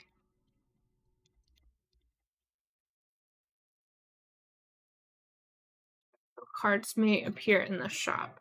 I don't know if it specifies. I think it's in the shop. I want that free reroll. Do it. I can. It's early enough that it will be super. Yeah. Nice.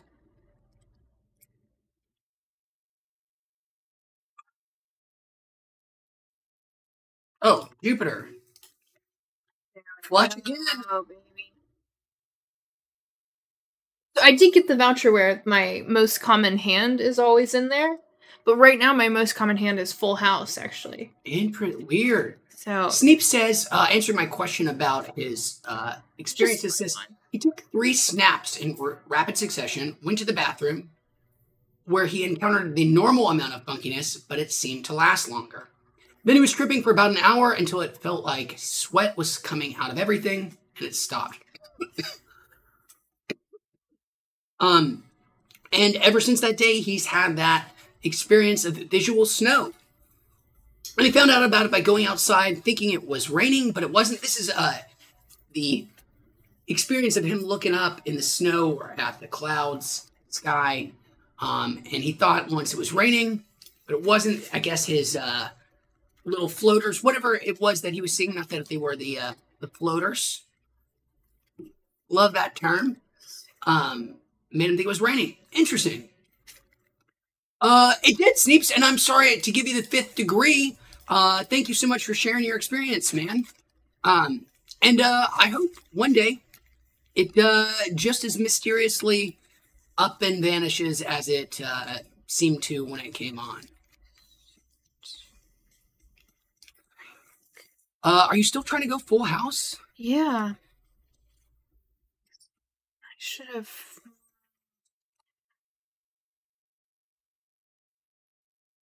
A lot of money here. You got a 5,600. That's some cash, dude.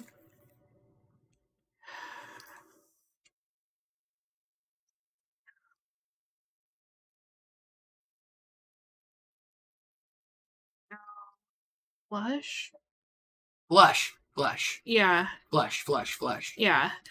Give me Okay. them 4s, them 8s, them 2s, them 6s. So this one has to be a club, right? Right.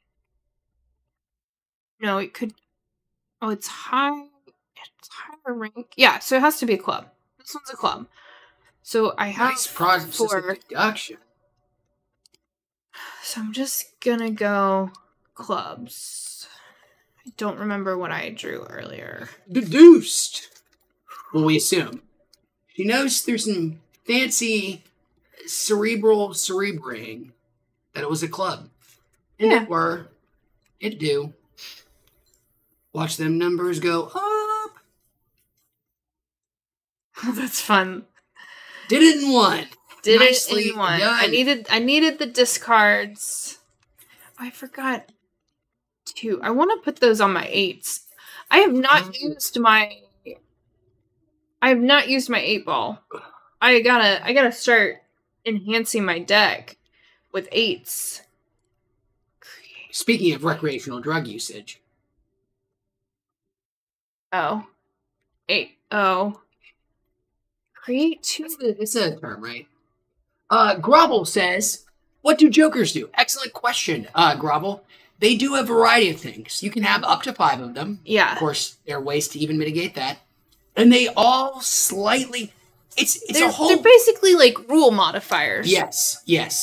They can do everything from affect the score that you get for your hand to doing things like she's got one that gives her an extra reroll in these cards here. She can draw more cards to choose from. That's one of her like Joker's abilities. Normally you have to pay a lot of money to do that, but she gets to do it for free.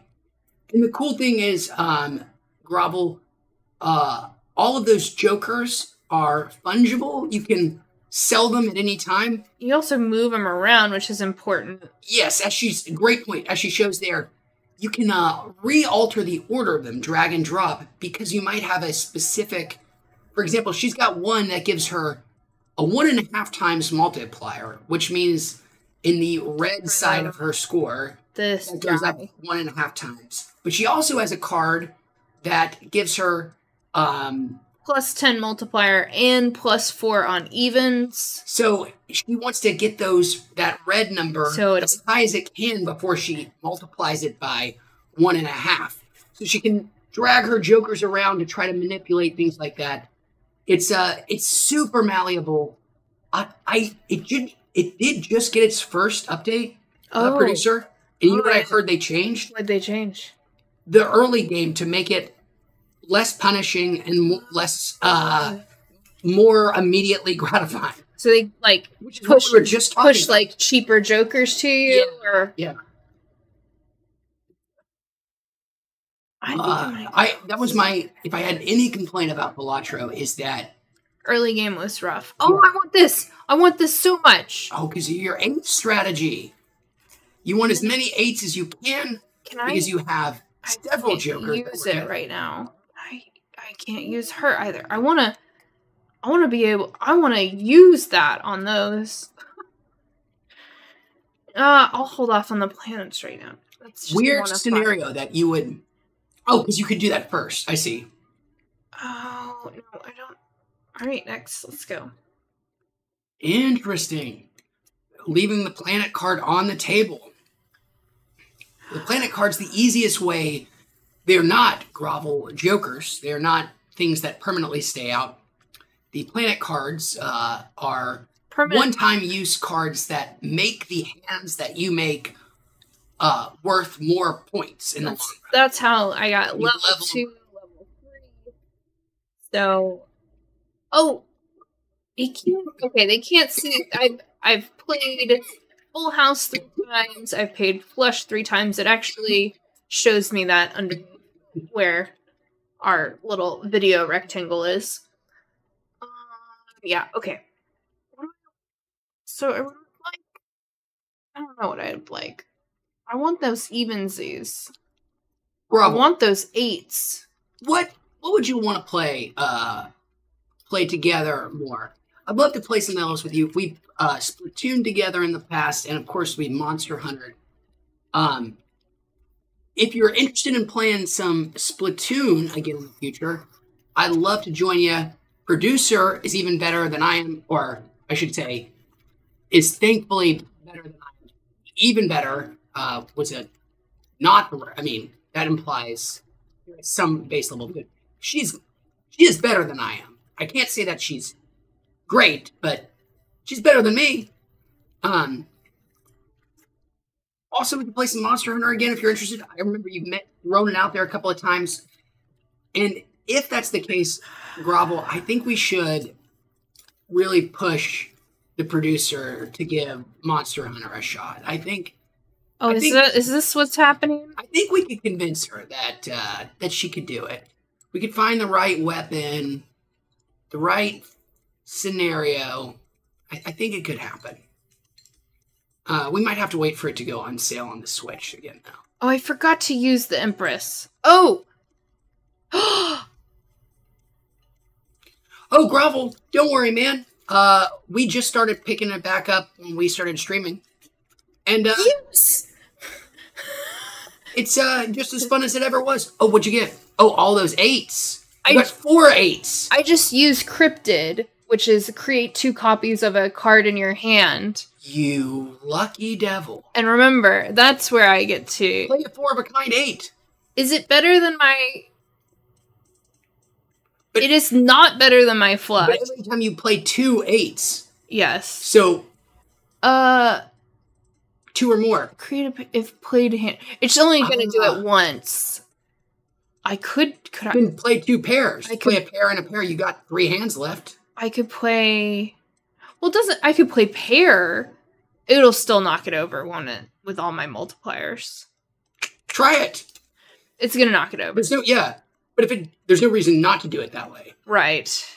Right. Alright, let's... You could rearrange your jokers to try to prevent that from happening. Oh, sneaky. I never thought about it that way before, but if you want to play another hand, in the weird world where you have concocted a scenario where playing an extra hand is actually, oh, you can play that card.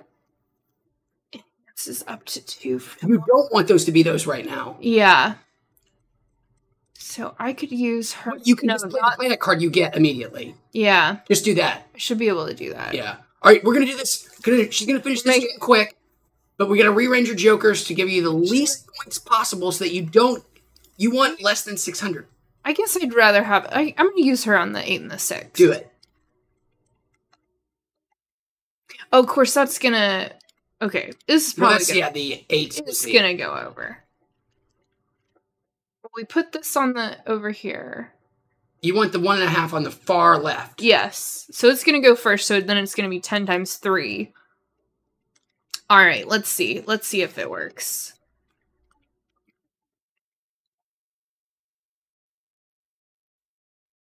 That's... yeah. It's going to do it. Just a little bit. Just a little bit. I'm sorry. I should have, straight flush. Meh. Meh. You could sell it. I can sell it for $1. I think you sell it for $1. Yeah, I don't care about a straight flush. But you do like full house, Special right? cards. Isn't Earth a full house? Yes. Fine. Oh, you got your spectral card. And it's Yeah. a mega pack. Yeah. Mega pack. 8. You get to do 2 of them. These things are absolutely All right, nuts. let's see what they do. Destroy 1 random, add 3 random enhanced face cards. I don't really want face cards. Add a red seal, which is retrigger this card 1 time. So if that was on the 8 multiplier, that'd be really cool. Blue seal, or converts all cards in hand to a single suit. So definitely red seal on the 8. Okay, cool. It didn't take away the multiplier. Either. So that's when you want to not use. Because that one is if you... Do I want to do blue seal, or do I want to convert all to a single suit? How special? How far were you down that route, anyways? Flush. You want to look at your deck, right? I haven't really done that many deck modifiers. You're at 55 instead of 52. Is it going to do a random? It is going to do a random suit. So let's just see your deck real quick. So I added the most I've added is these special 8s of spades. Ah, okay. So obviously it would be best if it changes to spades. But I don't get to choose. Because you do have, a decent percentage higher spades than others. And 8s. I have 7 8s. Well, the 8s will remain the same. Yeah. They will remain 8s. Yes, it's just... You definitely don't want to do that. I think it's up to you. Just add a blue seal. To a low one, right? Yeah, low. It's stain, and if it stains, we'll just do the 3 of hearts for now. Boom. Cool. We like a blue seal. And I need to remember to move this back over here. And don't forget your free reroll. Yeah, for $3. Oh, there's the flush. And you've got $3. Or I could increase the rank of 2 by I don't 1. think. I can make more 8s. Turn 7s into 8s later. Of course, it would have to be, the time when they both come up. Yeah. I think flush is kind of your bag. Flush is. But I wish well, I'll convert. This will happen. We'll figure out the flush. I don't have like a preferred. All right. Yeah. Anyway, besides the spades. Next round at $0. Next round at $0. I think let's take a break after this next boss, which would be halfway through this run.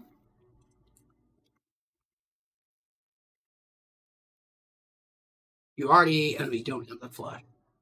Yes, you do. No. 3, 4 club. You got 5 club. Yes, you do. Yeah, but I can't have the 2 8s there. No. You can just play a pair and then get another club. Right. Yeah, let's play the pair. For the queen in there for good measure. Just to get rid of her. Because I'm trying to get a flush otherwise. Might as well. Yeah, they all score.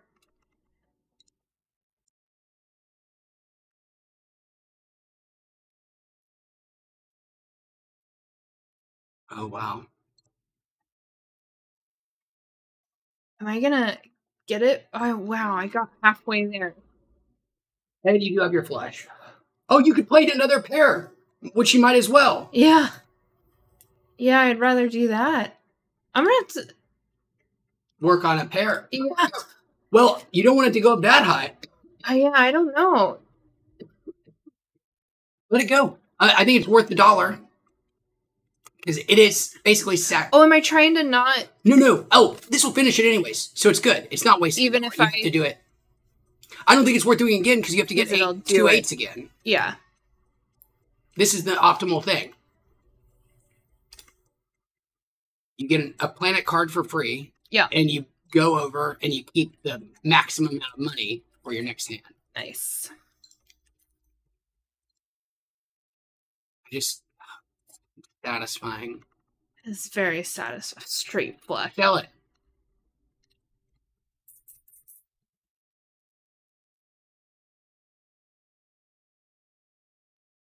Oh. That's gonna be a sell. Oh yeah, this guy. I'd have had so much fun with this guy. But he doesn't work with the play all cards. He works so well if you start going pair. This seems like a perfect opportunity to bank some money. Yeah. Maybe the standard pack. Keep the money because you might get another spectral pack soon. Remember, it costs $8. Free reroll. No.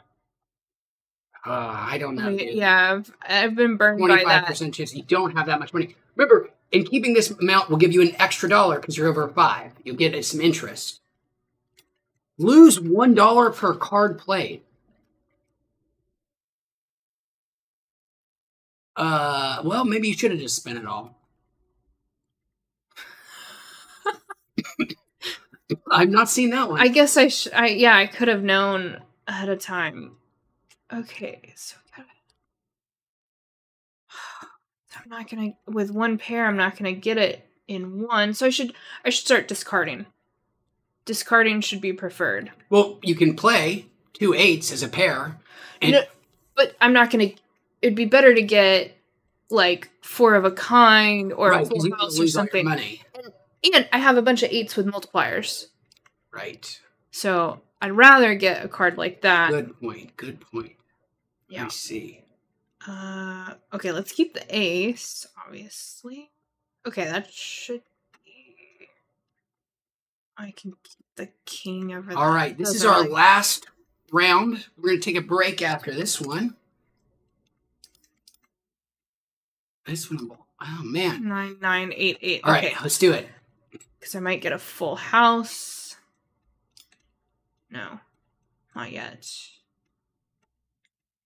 Keep going on the discard. I think keep your 9s too, right? Yeah.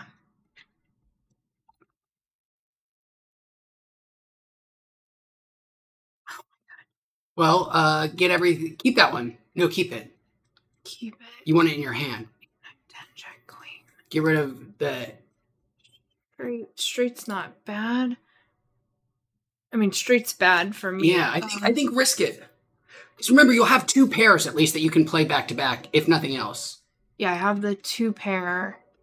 Yeah.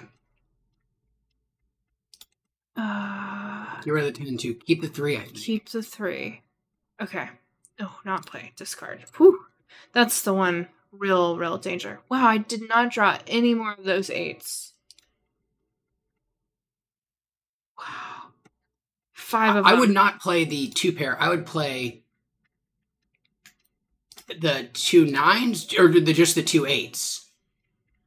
So you might as well try to get the planet, and that it's not because it's not gonna get it in this hand. Or play the 2 9s and then your King Jack 10. Oh, but you're gonna lose money. I think you're just gonna have to at this point with no discards left, understand that it's just you're gonna lose all your money or close to it. Already the majority of it.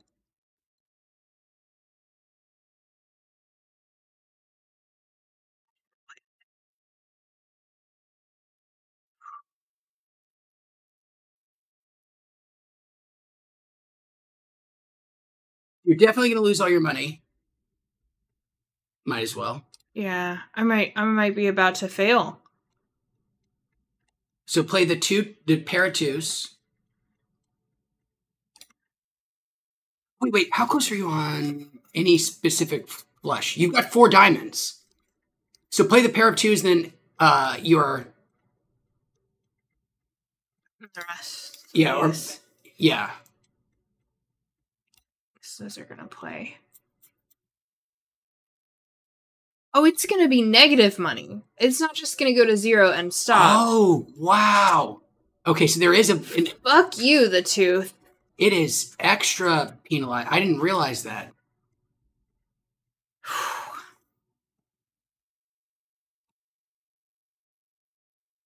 Yikes. Still think you go for the diamonds. You just play ace high or some shit. And then everything else. Oh, because you would say still keep the 3? No, I think you, at this point... Oh, boy. There's so many weird extra, things compounding things. I can't play high card. I gotta play either... We have 2 hands left. Yeah.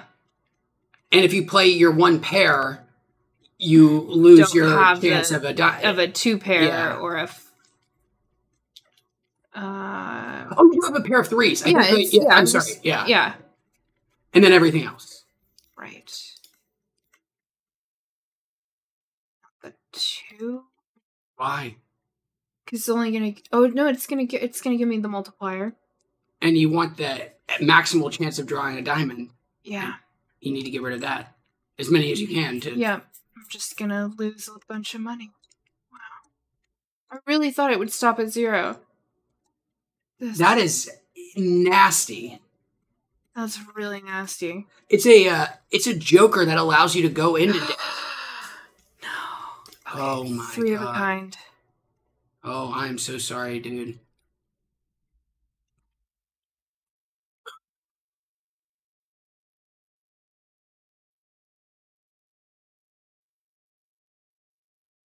Oh no.